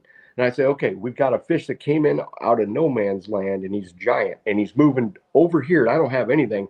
I could literally see that fish and be able to target that fish right there, because I don't think that there's going to be a whole lot of misidentification, even with side scan, if I'm going downriver. And it's going to shoot upriver as well. But let's just say you're looking downriver. I'm not going to mark Asian carp in 45 foot of fast water. I just probably not. So it's going to be a catfish. And if it's coming up into an area I don't have covered, I've seen it. I've had it happen. I've been in lives where I'm seeing massive fish go underneath the boat. And I had 6 baits out there, and they missed it somehow. They either came in this way, went underneath the boat. They didn't see my baits at all. Yep, that's where that 360 imaging would come in. I know Humminbird has that, where it looks like a dang Doppler radar going around. That'd come in handy in that case. That would. That was actually the precursor to the live scope. Yeah, yeah, and that's if you guys didn't watch. Mark Catfish and Crappie, I think it was last week, had Russell Marine on, and they kind of, those guys are freaking awesome. They talked about forward facing graphs, which is basically live scope, and everyone's got a different name for it now, but those are the things those are the tools which you're speaking of. See, because with side scan, unless the fish is moving, fairly quick, or you're moving, you're not going to get an image. You're just going to get static returns. Now, the fish may move through there, but if it doesn't move at a speed that is able for it to translate movement back to you quickly enough, it's not going to relate. Yep. Giant blues do not swim fast unless you're battling them or they're hooked. They move at a slow, methodical pace. Little ones will dart around. But those big ones move at about this pace right here, even in fast current. They do not move fast. Yep. Let's see. They can move fast, and maybe they do, but in my experience, I do not see fish that pick up my baits and move forward fast. I don't see them move fast sideways or even down. They're always slow and methodical. Yep. Until the hook penetrates, and then they go, monster on you. But yeah, I mean, just pretty steady, slow.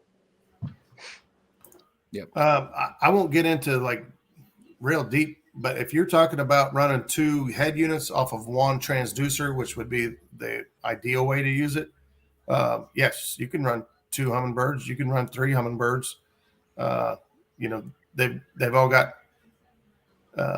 You can't run the same megahertz on 2 different screens at the same time. So you can't run an 840 on your 12 and run 840 on your 10 because it's only 1 transducer. So you're only going to get the 1 information. So you can't. Yeah. You can't put 840 on your down imaging and put 840 on your side imaging on the other screen. You got to choose a different megahertz or kilohertz. Yeah. But they can do that. But you just can't have more than 1 running on the same kilohertz as the other, if that makes sense. Now we're talking about active target and scout mode. So there's a lot. There's more than either one of us or any of us will ever.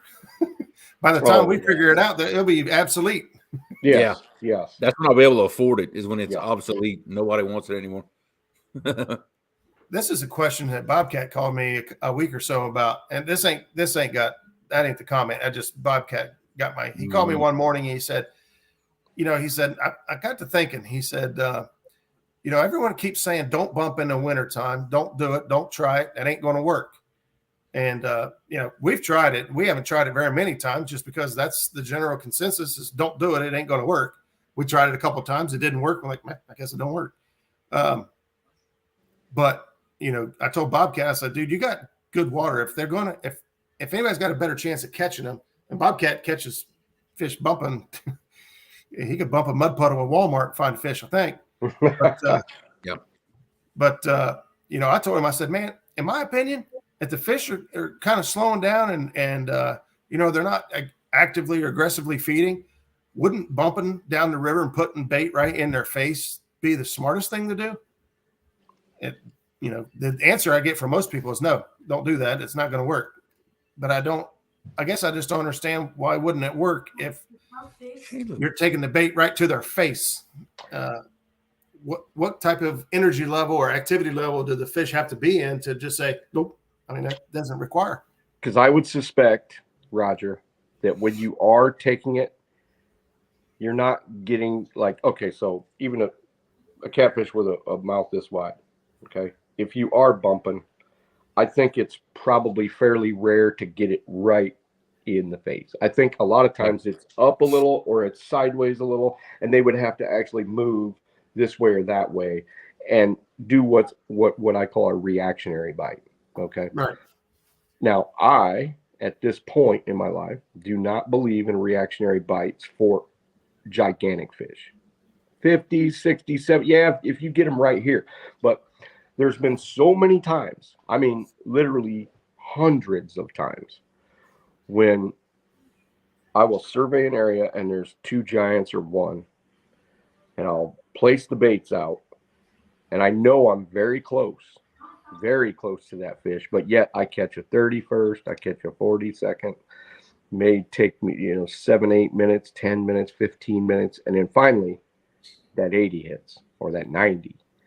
And it's usually about 9 to 15 minutes if you've got your bait close enough and if it's actually going to bite. Mm-hmm. Sometimes that fish will still be there and I will catch that fish a half an hour later. Even though I've thrown a bait, I know where it's at. I'm very confident I'm within, a few feet of it, and it's just not willing to bite. So, and I will change my mind when I see people that are bumping start to catch an absorbent amount of 80, 90, 70s, 80s, and 90s. Let's just say 80s, because there's not that many 90s out there. Let's just say 60s, 70s, and 80s. When somebody starts to master that from bumping, I want to take a look at it, because I do bumping, but it's very, very slow. I move the rod, move the bait, say, okay, Nothing's happening right here. I'm going to shake it up a little bit. Maybe I'll move it a foot. Maybe I'll move it 6 inches. Maybe I'll bring it in. Maybe I'll let some line out and let it hop back a little bit. But as far as bumping, I think I would fail miserably bumping, even if I had as much skill as the guys that are bumping in the area that I am doing what I do. I feel very confident that I'm catching an absorbent amount of big fish in my area doing what I do already. Right. If I thought I was missing fish by not bumping, and you know what, I may start to bump, just bumping a swath of water. I'll throw some rods out and just bump in a swath of water and see what can happen. Yeah. Right. Yeah. I think a lot of us just like bumping, and we're just looking for any excuse to keep bumping. Yeah, and you know what? I kind of envy that. I really do. But I'm so hardwired to trying to catch the biggest fish every single time, every minute I'm on the water. I did a little video not too long ago. I said, you know, if the fishing's rough, I'm not even that fun to fish with. Everybody's like, I want to fish with Epic. I'm not that fun to fish with if the bite's tough. Yeah, because 50 and 60 ain't that big a deal to him. He wants 100. 90. Well, and that's the thing. And the harder the bite is, the more I bear down on it, and the more I start grinding on it. And then I'm like, okay, this is what we're doing, and this is what I'm going to do. And I start trying all this stuff, and then I get very focused. If Sean and I are catching fish, we're a blast. I mean, we're joking about stuff, slapping each other with fish tails and throwing stuff out and throwing baits around. Yeah, it's great. But when that bite gets tough, that's when I really start to grit down on it. And it has paid off for me in the past. You know, tough bite, 1 or 2 big fish. You got to keep going and until you can figure it out. You know, till you turn the Rubik's Cube enough to where you got a couple of colors to line up.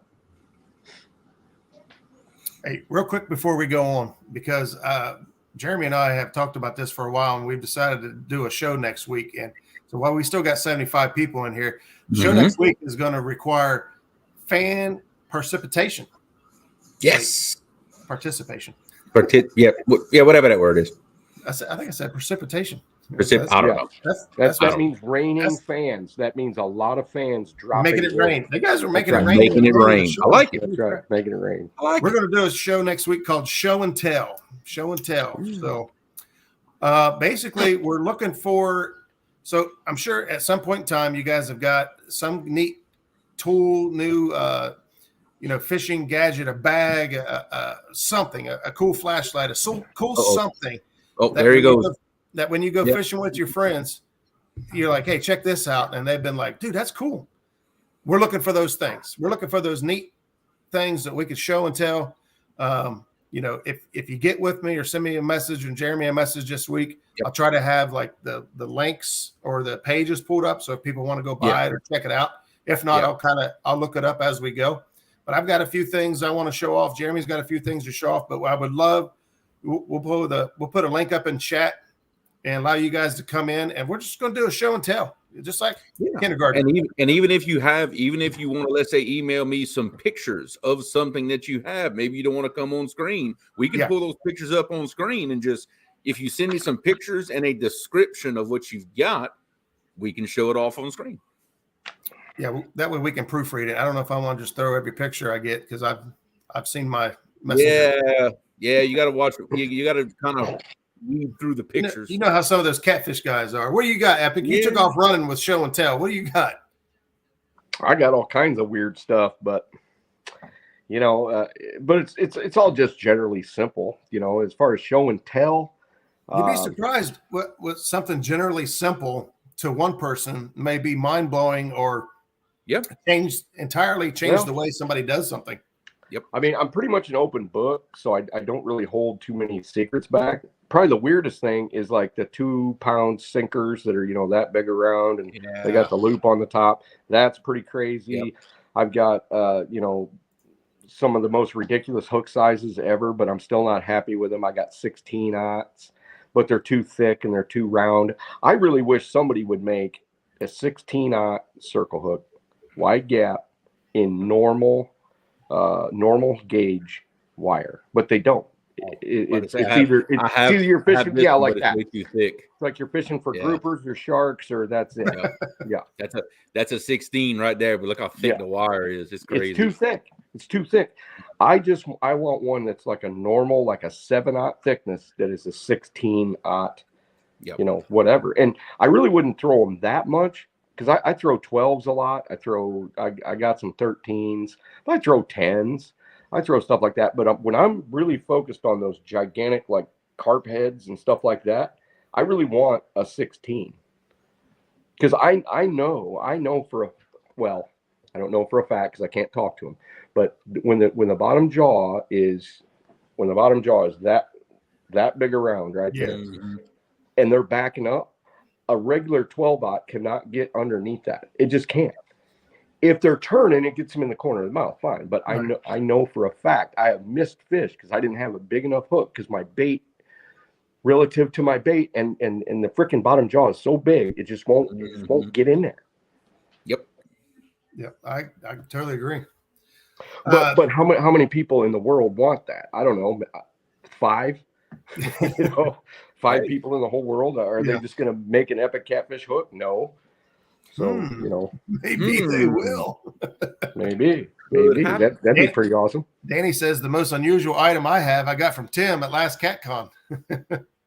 Nice, the rod lights. Yeah. See, those are cool. Yeah, it don't have to be odd. We're just looking for, honestly, we kind of got us thinking, it's like, Christmas this weekend coming up. Maybe you guys got something cool for Christmas, something you've been wanting, or something you've been waiting on, and something cool that we could share with everybody that might be on our Christmas list or whatever the next holiday is. So I don't know. I always love seeing new cool gadgets. Actually, I think Kevin Palmetto did a show similar to this a year or two ago. I think he did like some Amazon stuff. He just purchased a bunch of stuff or something along that line. But anyway, I think he did something like that. I don't want to take all the credit, but I thought a show and tell would be kind of fun. Yeah. If I have the time and I happen to be in here, I might there's a couple things that I could show that, people wouldn't necessarily think of, especially if they're on a budget. Like I've got those burning shark reels that are huge, and they got great cranking power. And I know they're just a kind of a cheap $60 knockoff. But I mean, if you're fishing big blues in deep water and you need a lot of line, and you need a lot of cranking power or the big honking handle, that thing works. I mean, it's not as good as like a pen, whatever, but what are those, $170? This thing's like $60. That's what it was.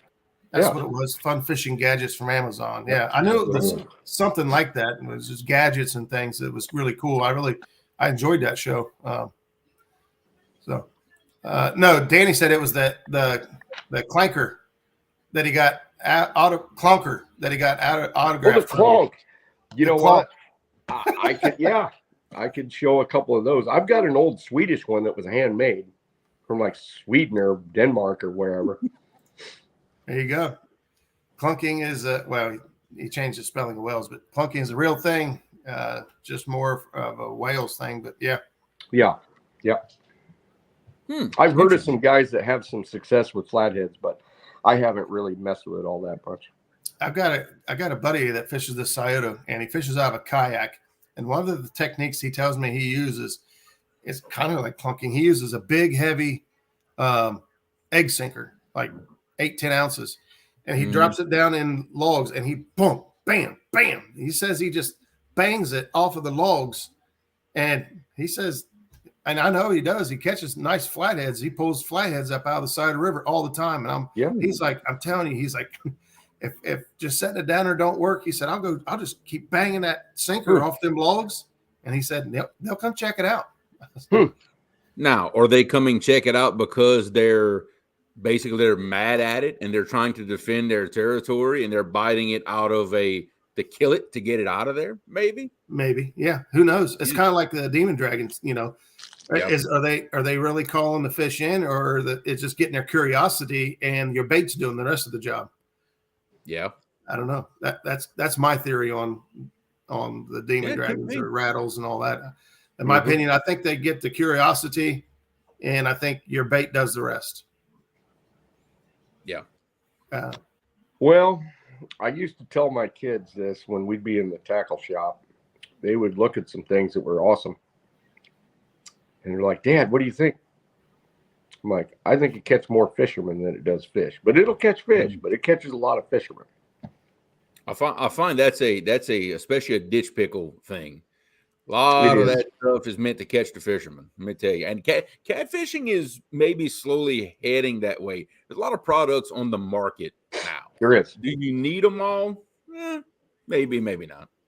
If you're a guy that loves gear, I say it's great. This is a great time to be a catfisherman. If you're a gear guy, man, this is awesome time.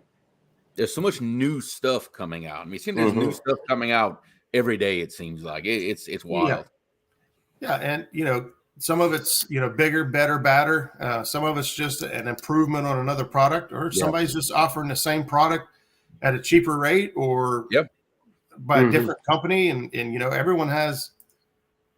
There's enough fishermen to go around. I mean, just look at rods. I mean, look at what rods have done in the past 5 years, much less the past 10 years. It's amazing what's out there for catfishing. It's not offshore rods to use for catfishing. It's specifically for trophy catfishing. It's crazy. Yeah. I'm not sure if I understand the question right. Right now, I'm imagining it says, have you ever seen a flathead swim up your line to the surface? And in my mind, I'm picturing a flathead following your line clear back to the boat. I'm not sure if that's what he meant by that. I think that's what he means. Yeah, Stan 3 has caught a ton of fish and seen a lot of crazy things. Yeah.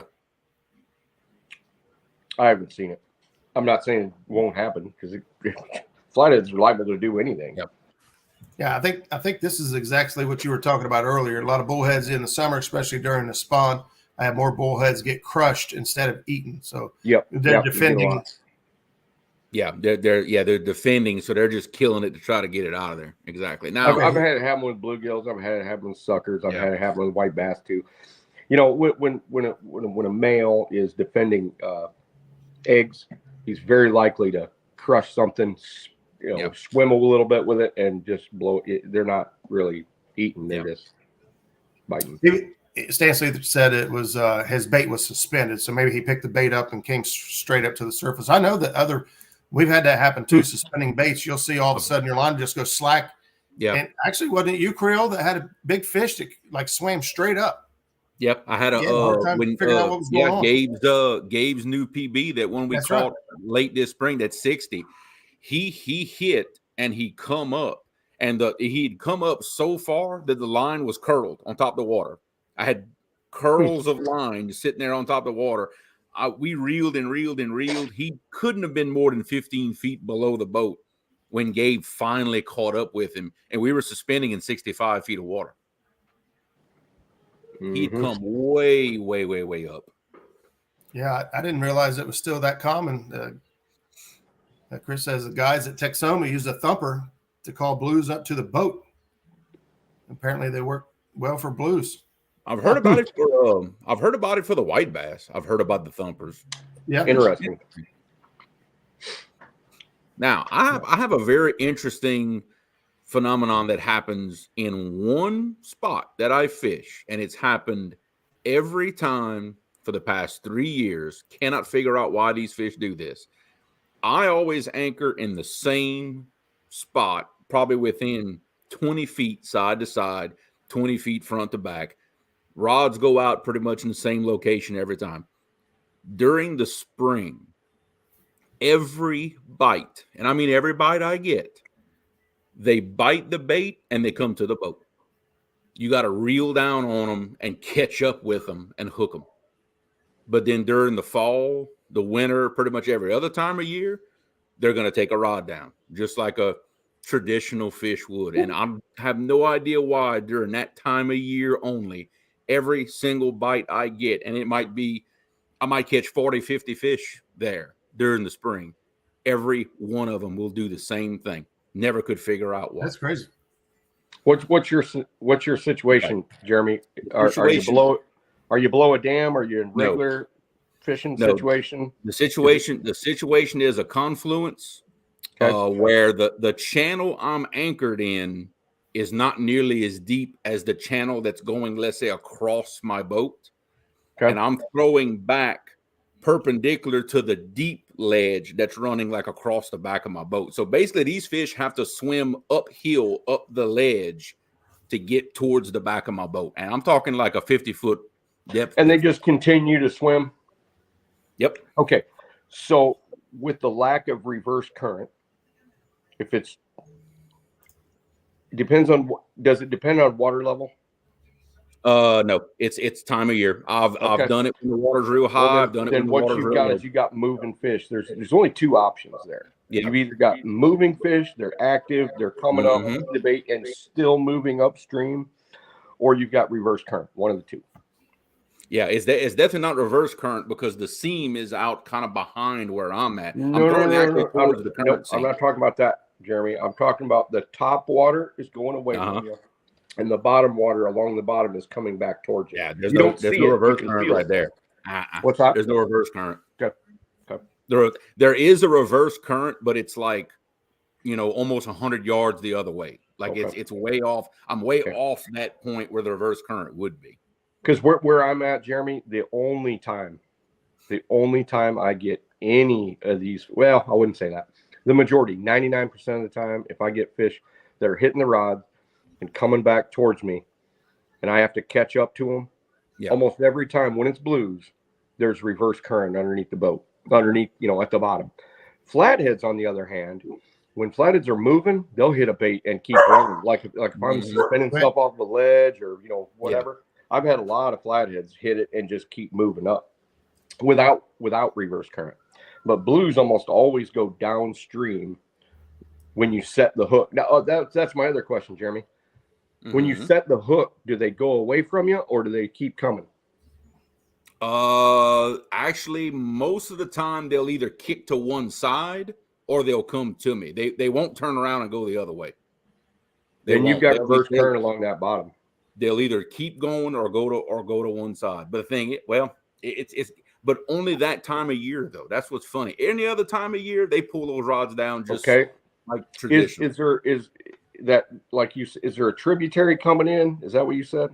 Actually, what I'm doing right now, and if I'll share the screen whenever I'm done. I'm actually drawing the situation on my computer, and I'll be able to show you what's going on. There you go. You share it out. Keep in mind, this drawing is going to be terrible.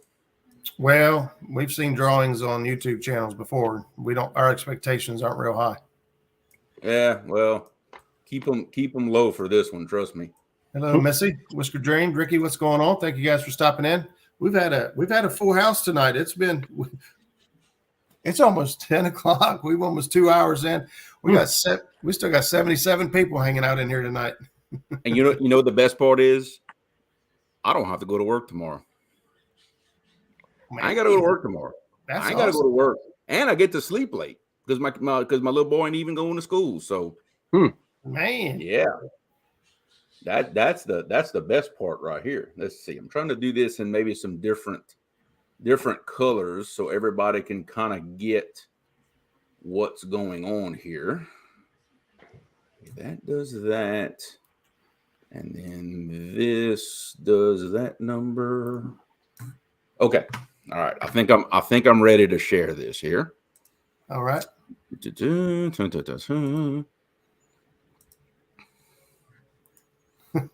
Okay, there we go. Like I said, it's terrible. It is terrible. Okay. So all right, you see my crosshairs on the screen. What you're looking at right here, this is that big outflow channel where that hydro and those two dams dump water from the Mississippi into the Atchafalaya. That's what this is.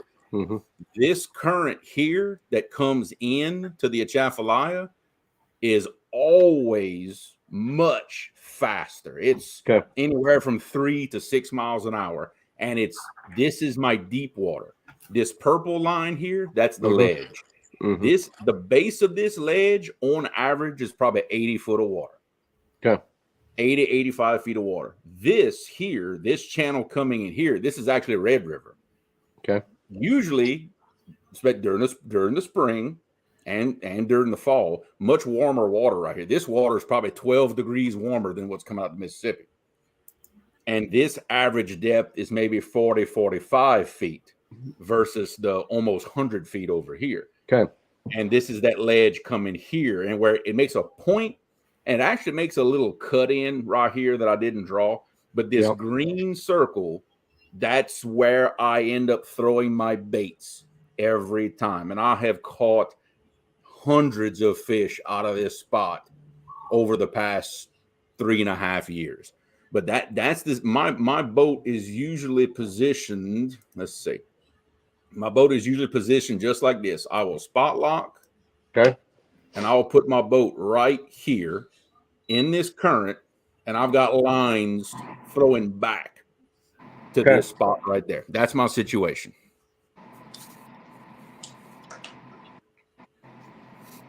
So that, without me actually being there, I can't tell you for certain, but that's a pretty classic to have at least some backflow underneath the water, because you've got two currents meeting, and one, a lot of times on that inside, especially the slower, because it gets shoved by this, not necessarily on the top, but the lower could very possibly be coming upstream right there where you're putting your boat.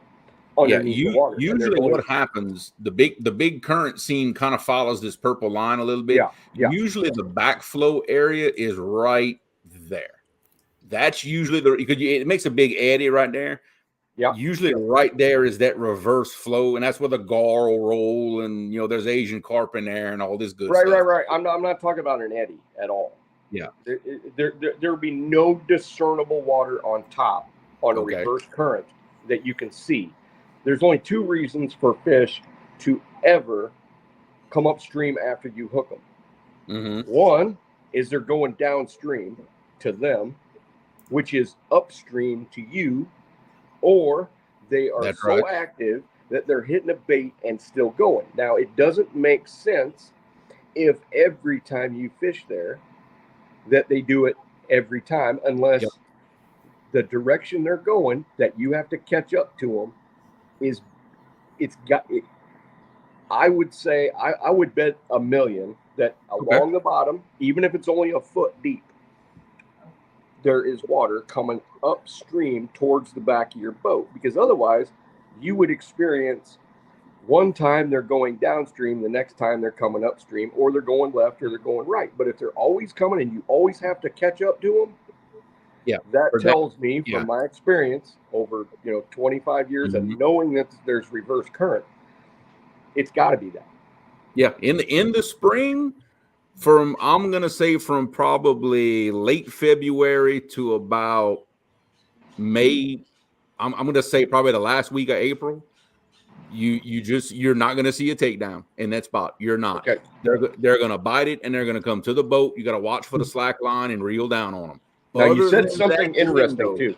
You said that there's quite a difference in the temperature of the water, and that is classic backflow hydrodynamics in a spot like that. Certain times of the year, especially in the spring. Actually, in the spring, that's when I see the biggest difference in water temperatures between those two bodies of water is in the spring.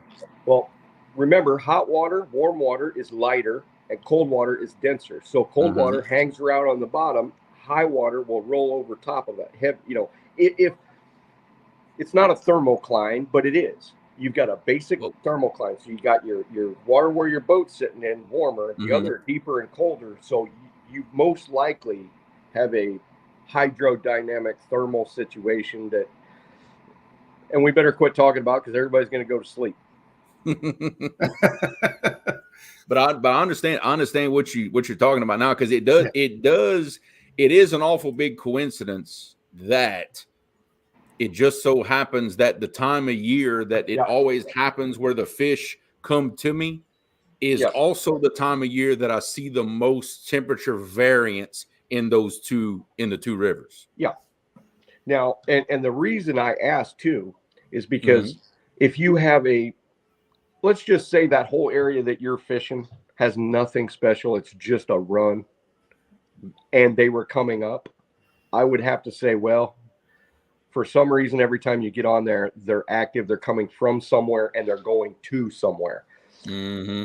But since there is a massive drop and 2 different water temperatures, most likely, since it happens with regularity, it's probably that reverse current along bottom that you would never see. You only know it by the way the fish are acting, because almost no time in current does a blue fight you coming upstream. They'll come to you, but you don't have to catch up to them unless they're active, picked up a bait, and is running towards you. That's pretty rare. And I've heard a lot of people say the bigger the fish, they just run right towards the boat. Well, if you direct a fish, you're under tackled, which basically almost everyone that I watch is under tackled for 80 to 100-pound fish. They are. Yeah. You know, they're fishing slower water situations, you know, blah, blah, blah. Their average fish is 30, 40, 50 pounds, and they're under tackle, because almost no time on TikTok or on YouTube do you see 100-pound or 80-pound fish that are as green as what they should be when they get the boat. And I'm not virtue signaling. I'm just saying, if you are under tackled, you're going to wear that fish out pretty hard before he gets in the boat. Ours are kicking and biting and trying to, you know, smack your face off. Because you got him up there quick. Yeah, we do. And I prefer green fish because I just feel better about that. But, you know, do what you want. I mean, your hands up. Those just tear your ass up. Yeah, no doubt. Yeah, we experienced that a lot bumping. Well, you know, fish will pick up the bait and then start running directly upriver. And, you know, of course, we're going downriver. And there's times where, you know, we have to turn the trolling motor on and speed up so we can, you know, not go flying down river as the fish is going upriver. Yeah. You know, and I should retract some of what I said. I should say, put a little misnomer on it and say, okay, where I fish, that's the situation, because we almost never get fish that run upstream unless there's some amount of bottom current coming our way. Because the current is so fast, they use it, they pick it up, and then they move downstream. They would not, in 8-mile-an-hour current, be all that apt to just run up above unless they're active going from one place to the next, and it happens to be upstream. I mean, I haven't fished everywhere, so, you know, there's going to be people with different experiences, just like you know. Yeah, exactly. It's to try to gain an understanding, because it look like you taught me.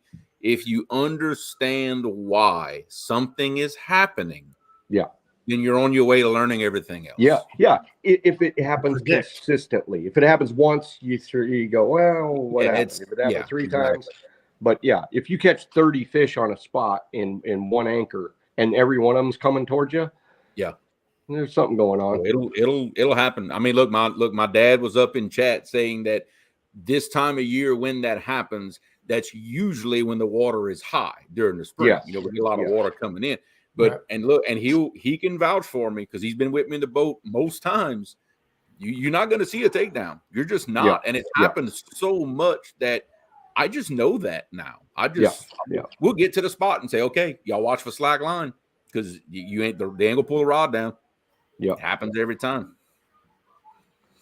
Okay, somebody had a question about night fishing.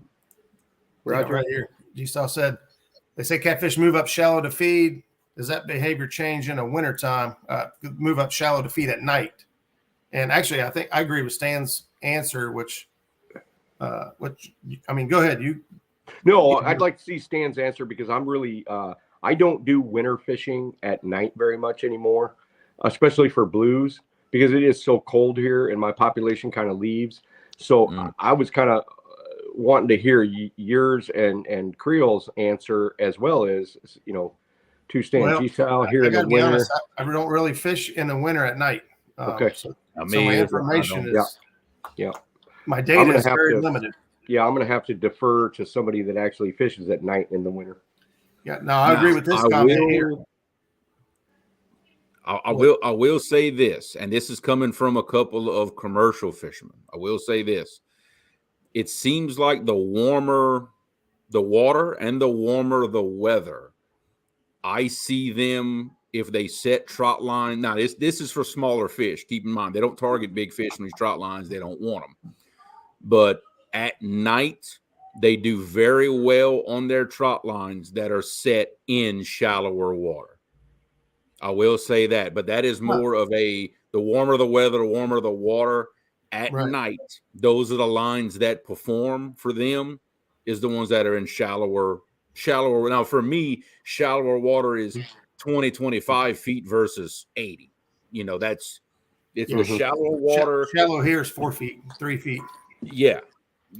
But those lines for them tend to do better at night in warm water situations. I will say that.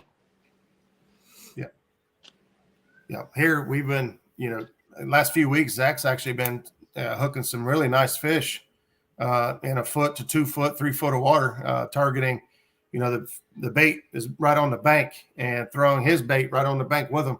Now we have caught some hybrids, stripers and things like that. And with that, but we've also picked up some 20s and 30s. And I think that was it. The biggest, being 30, which our area, 30 some pounds is a big fish. It's 60 nice pounds fish in most areas of the country. So picking up decent fish in 3 foot of water, during the daytime. Absolutely. Believe it or not, Roger, a 30-pound fish is a big fish for my area for most anglers, like 90% of them. Oh, yeah. There's a couple guys that do the monster hunting thing, and they do pretty well. But I mean, 30-pound fish is big almost, and I'm just spoiled, because it just the huge fish is what drives me. Is all I love fishing, but I've just kind of gotten old and kind of that's what I want to do. But we still giggle about all the fish. We have a good time. We catch some 5, 10, 20, 50 pounds. We're having a good time. Steve Adams in the house. Hey, buddy, thanks for stopping in. Seen Kevin Walters, my brother over at Monster Catfishing. He's got a big tournament coming up next year. We're going to have him on the show here in a while and talk about his big catfish tournament coming up. I forgot to share this. Tommy was in here for quite a while, and we were just and we're still pretty hot and heavy in the conversation with everybody here. But those local down our area, they're having an Oak Hill.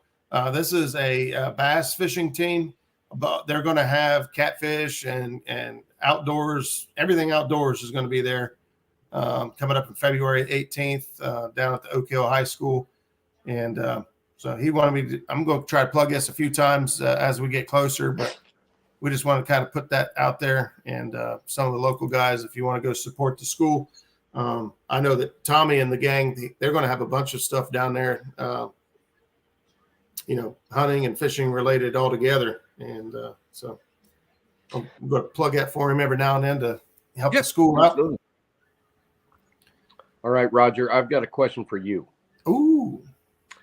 So I have been on the Ohio a few times. I fished it a couple times. I wasn't all that excited about it because it's a very subtle river. The pools that I went to, there was a lot of 20 and 30 foot. There was some 40, but really kind of nondescript. So what area of the Ohio did you go to?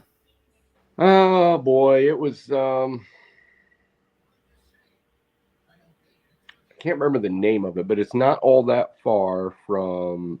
We went from St. Louis, and it was flooded, and it was just too much crap coming down. So then we went over to the Wabash.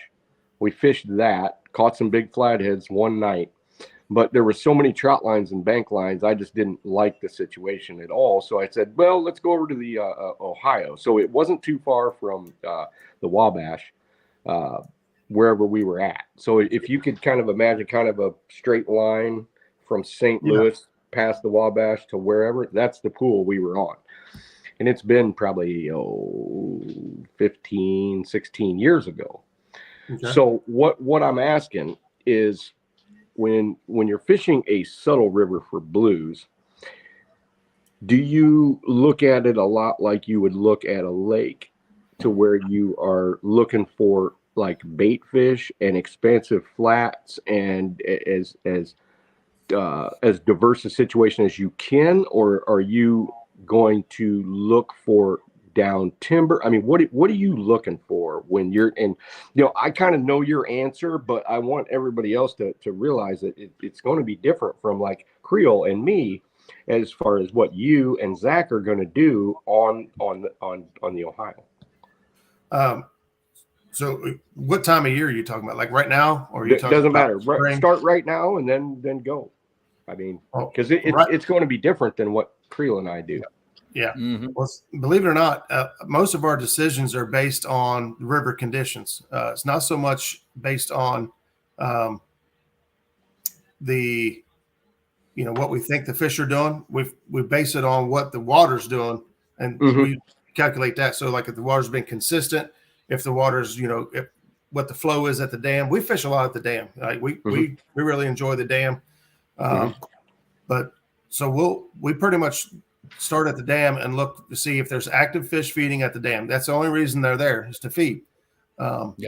Even this cold weather, we're still checking the dam, and we catch fish at the dam. From that point on, we are looking for the bait. We are looking to find out where the bait's at and we use our side scan. Like I said, if we don't mark fish, we still may set up on things. If we're not marking fish at all that day, or that we've caught a few fish and they're all covered in mud, we may go just set up on ledges or cover and see if we can pull fish out. But 90% of the time, we're going to mark fish and set up on that fish. It's a little game. Yeah, we stole it from Chris Souders. We call it find the fish, catch the fish. Yeah. And we pretty much look for the bait. Once we find the bait, then we look for, are there any fish here? A lot of times they'll either be up with the bait. Here lately, a lot of them have been, on the top of the ledge or the bottom of the ledge, right next to the bait, which the bait's been on the bank. Our water's been high right now. Our dam's running, over 100 some thousand, which is crazy for our dam. But and then we just kind of move. I mean, we still move 15, 20 minutes. We set a timer, and it's either the fish are going to be active and they're going to bite, or they're not. And in that time, a lot of times I'll nudge my baits. We throw out. We might wait 5-10 minutes, and then I'm going to give every one of my rods some cranks, and try to find that strike zone. The may have made it to their detection zone. They know the bait's there, but it's cold or whatever, and they're not willing to go get it. Give it a few cranks, and you might get it into their strike zone. Yep. And so we still move a lot. People are like, man, cold weather, I just sit them out all day. I was like, we ain't. If they're not active fish, I'm moving. I'm going to go find active fish. You can find fish all you want. And like you said, the bite window might be small. We may need to sit on the fish all day, and then eventually they're going to bite. But we just don't have it in us to sit all day like that. We want to keep searching for actively feeding fish and stay on the move. Now, when the seasons change and things are different, we change our strategy altogether, whether we're anchoring. Right now, we're pretty much spot locking on everything. But in the spring and summertime, we're suspend drifting, we're bumping, we're doing everything we can to cover water, to find the actively feeding fish. And, different times of the year require different things. Sometimes we're drifting mussel beds, and picking up fish on mussel beds. And sometimes we're trying to drag in the river. The Ohio sometimes slows down to a creep and crawl. Yeah. And you can actually drag upriver on the Ohio River and catch fish.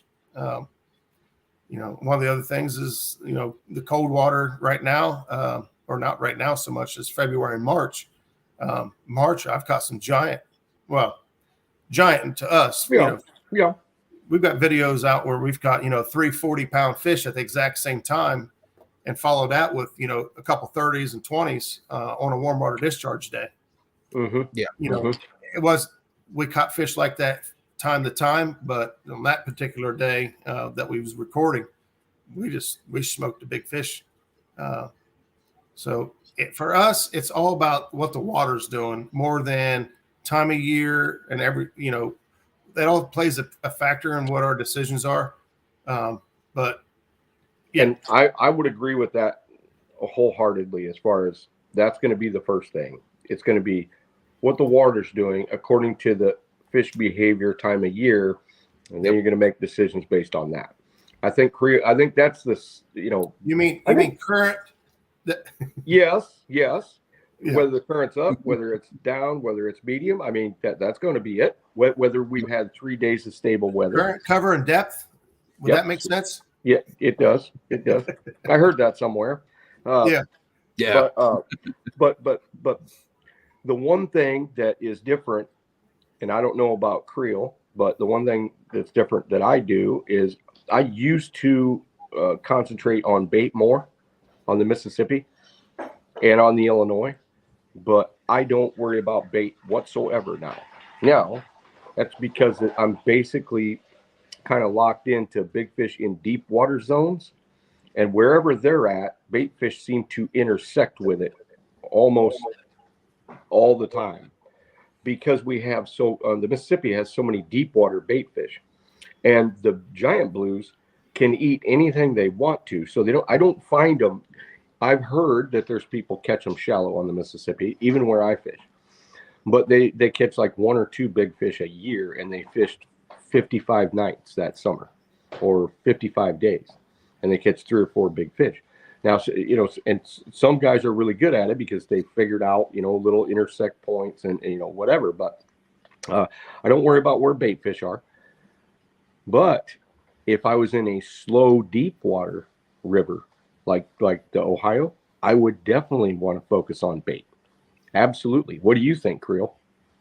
Well, I'm a little with you. I don't necessarily look for big concentrations of bait. I find that I find and catch most of my fish in areas that I know they'll be comfortable. I know they like it there. They just do. It's almost like I find I'm going to where they live.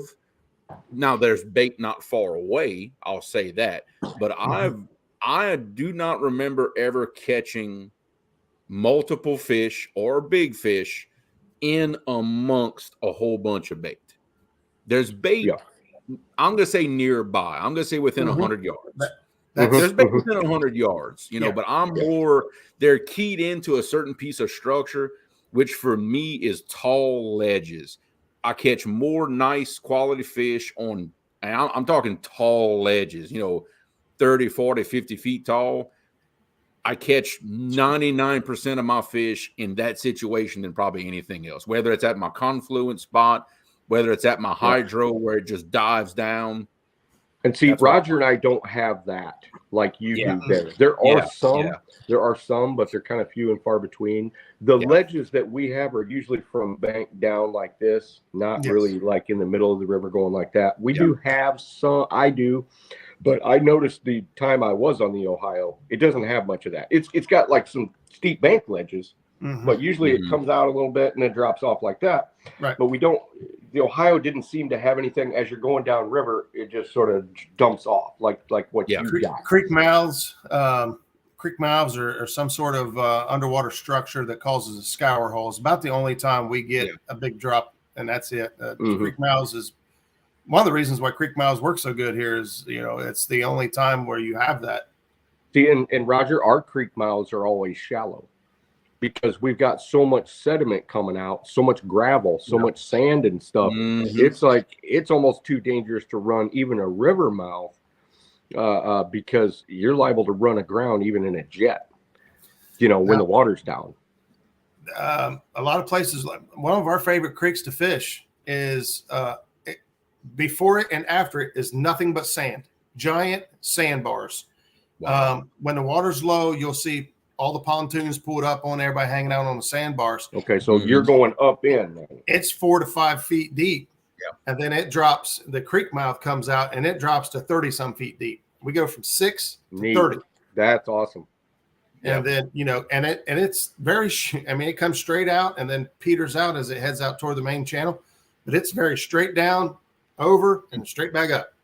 I got you. Ours usually comes out and just sort of blows down the river, and we've got so many wing dikes that the wing dike catches most of it, and it just sort of builds up, and of course it dribbles in and dribbles out. It's kind of not very good. Yeah, it's always been amazing to me how all that sand, because like just the other day when we fished this spot, on your graph, we don't mess, like we said before, we don't mess with the sensitivity. We kind of know what we're reading. Unless it blows out to the point where you can't read it anymore, we might turn it down some. but the disturbance in the water, your screen will get real grainy because there's so much disturbance, sediment, sand. Yes. And even with all that disturbance and all that sediment in the water, that hole doesn't fill up. That creek has enough flow that even if it does fill up some, it'll wash it right back out. Nice. Nice. Now the one thing about the Mississippi is we got a ton of sand. We got sand everywhere. Yep. It's very rare to find a stretch that I fish that doesn't have a washboard surface in the middle of the channel. So if you were to drain all the water out, it would look like sand dunes like this. Yeah. 4 miles. Yep. Ours are steep. They come up and then drop. Yes. They do, because they're constantly changing, because the current's blowing it up and it's falling down in the trough. And then by the time that gets filled in, it's going like, so it's just like, so if you could put a camera down there and then put it on like, like how they do they film something for like 3 days and, and put it in, it goes fast forward, you would see that whole bottom just undulating like this. Yep. It's very cool. But, so there's tons of sand, but the one thing I have figured out, there are areas that it's got enough current that it doesn't build up with sand. It may build up with sand on the outside a little bit more. It may build up with sand like on the front of a wing dike, but with those areas that are hard bottom without sand, not because there's no sand. It's just it just so happens to coincide with the fact that there's enough current in there that keeps that bottom fairly clean. It ends up holding big fish a lot of the time. Yep. But we've got some awesome side imaging pictures where that sand does that, and it's like you said, washboard, and behind every hump there's fish stacked up. Yes. Yeah. Fish, like almost you go the next one, fish. Next one, fish. So you've got the crest going in, and here's your little fish. Yep. And then all the way across each one. Flatheads will lay at the bottom a lot, or they'll just kind of lay up here. So you got your sand dune, right, coming over, currents coming this way, and flatheads will nose up on them, and they'll sit sideways down in the trough. It's really pretty cool. And I developed basically a pattern to deal with that for flathead fishing, not just anywhere in the river. Usually it's got to be within, so much of a tributary or so much within like whatever. But when they're just laying in those troughs, it's basically casting out to the sides and letting it, bump down into those troughs and just moving and covering the whole thing like a grid. I call it Catfish chess. I actually wrote an article about it in North American Fisherman years ago. And it's not that fun. It's more like a military operation than it is anything else. Yeah. But it will put fish in the boat if you can't pinpoint flatheads and they're just out there laying in those troughs. It will put fish in the boat.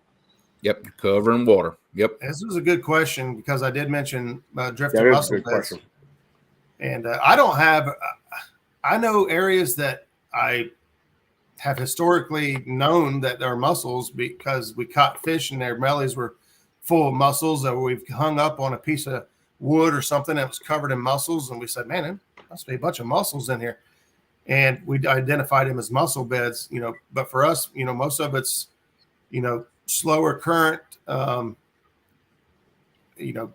flat bottoms. It's not really a lot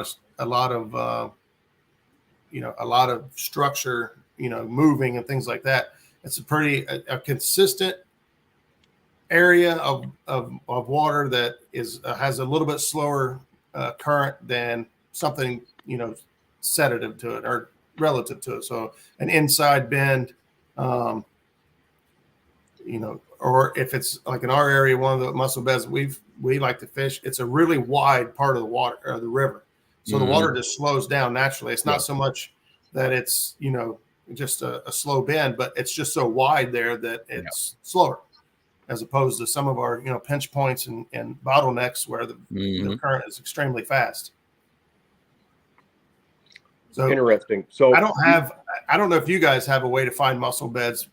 I can't. I have no idea. I've never found anybody that can tell me, like, look on a graph and say, yeah.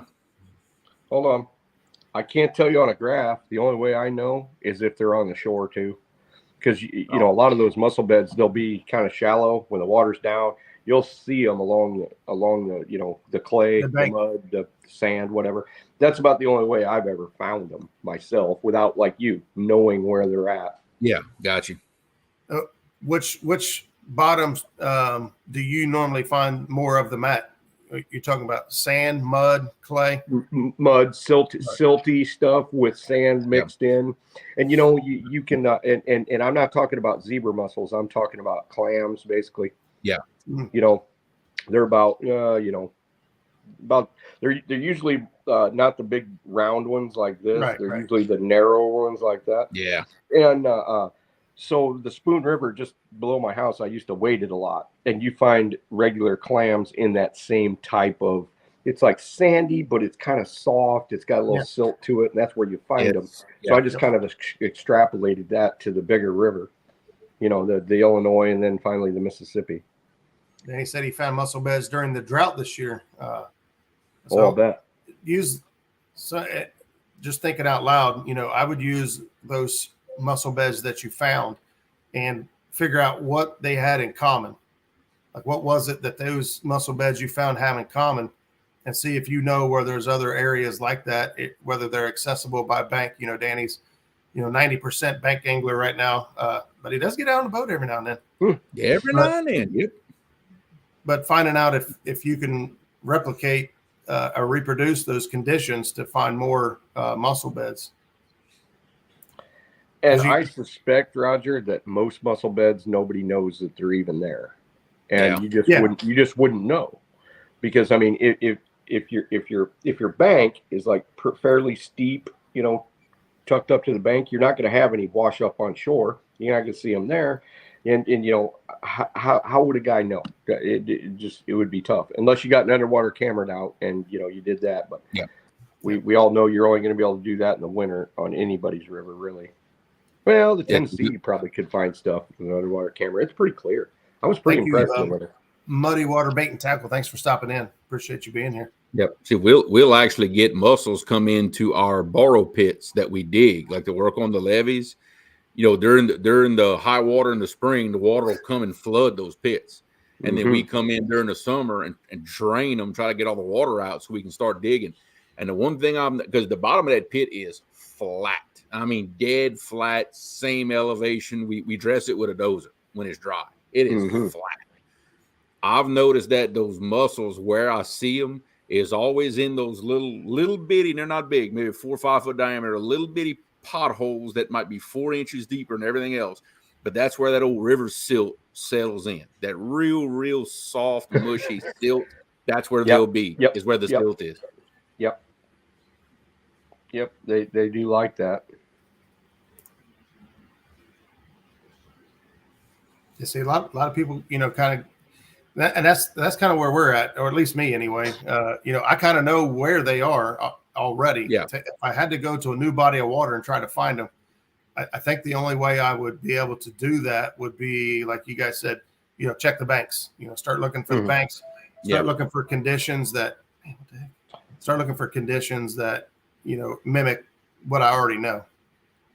When I used to fish the Spoon down here for channel cats, I would specifically go out and harvest 1 or 2 clams and use those, and they were fantastic. I actually know of a catfish tournament that somebody raised mussels in a pond and then harvested the mussels before the tournament, and that was their bait. Well, interesting. I don't know I don't remember how they did. That's what I'd want to know, is how did they do? I don't remember. I just remember seeing them in the parking lot. They was all huddled around the back of the truck like it was a major drug deal, and I'm like, do I want to be part of this or not? I know, right? You know the answer because I found out what it was. Yeah. I would say if it was a channel cat tournament, they probably did pretty well. And if it's a blue cat tournament, they could also have done very well, as long as they were on fish. If they were throwing it to the fish. Now, if you're in no man's land, you use whatever bait you want. You ain't going to catch anything. But if you're throwing it to the fish, probably pretty good. Clams are soft. Mussels are soft, and they got a certain texture. They got a certain smell. I would bet on clams. Yeah. Well, there is the theory that that's why chicken works, because it replicates the mussels in the clam. Something I've said for a long time. Of course, I know a lot of people say it too now, but that's the theory. One of my original thought processes was that there. Uncle Lou says if you happen to find a live clam, you hit the jackpot for bait. Okay. Yes. But one thing they did in my little river here, they deemed the clams illegal to harvest. Yeah, because I think there's some sort of shortage, I guess. So, well, we've got situations on the Ohio where they're letting marinas go to waste because there's a protected mussel in that marina that they will no longer dredge it out and allow anglers to use it. They're just going to let it fill in and be gone. I was like, well, if you let it just keep filling in, where the mussel's going to go? I know, right? Be here. Yeah. Well, and my question is, was the marina there before the mussels, or did the mussels move in after the marina? That's the thing. I don't know. Yeah. I haven't been able to get one of them to answer me. Yeah. That's usually how that goes. Oh, man. There you go. Stu Sand says check regulations. Some states don't allow you to use as bait or harvest mussels at all. That's right. Because they clean the water. And I think that might have been why they were huddled around it. Maybe they weren't supposed to have that as bait. Maybe I wasn't supposed to know about it. It's very well. I do know that there are some clams that are not on the endangered species list. It's one of those, and like on a small river like this, it's a little tributary river of the Illinois system. They're pretty quick to shut it all down. But I do know that there's it's the one clam with the bumps on it. You guys ever see those? They got the little bumpy deal on it. They're about that big. And they got them hard bumps. Those you can't use for bait or harvest out of the Illinois River anymore. But the smooth ones, they're kind of tannish, and they have the little rings. You can still use those.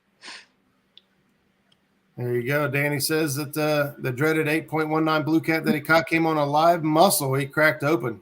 Just saying it was the only fish that the entire Mississippi River caught that day of the tournament. Mm-hmm. Why you gotta bring that up, Danny? Man, going all night without hearing about that. Man, guys, it is 10:30. We could go to midnight if we time flies when you're having fun, fellas. Man, it has been such a long time. I know you got to work in the morning, Tim, and I do too. Oh yeah. Jeremy done rubbed in that he ain't got to work in the morning. He's getting to sleep in and all that. For once, yeah. But finally, Tim, brother, it has been just a fantastic time. We really needed this. Thanks for having me on. I've missed it. I'm so busy, and I'm just I really wish I could spend time on YouTube like I used to be able to. I do a little bit of TikTok, but that doesn't take any time. For me to get a video ready for YouTube takes me a bunch of time that I don't have. I can just do the little TikTok things on my phone and throw it out there and see what happens. And I enjoy that because honestly, there's a lot of people on YouTube that come and visit and they like it and they say something. Just a bunch of good people. But don't be a stranger. I mean, I'll try to come on anytime you guys are doing it. Oh, don't threaten us with a good time. Keep me with a good time.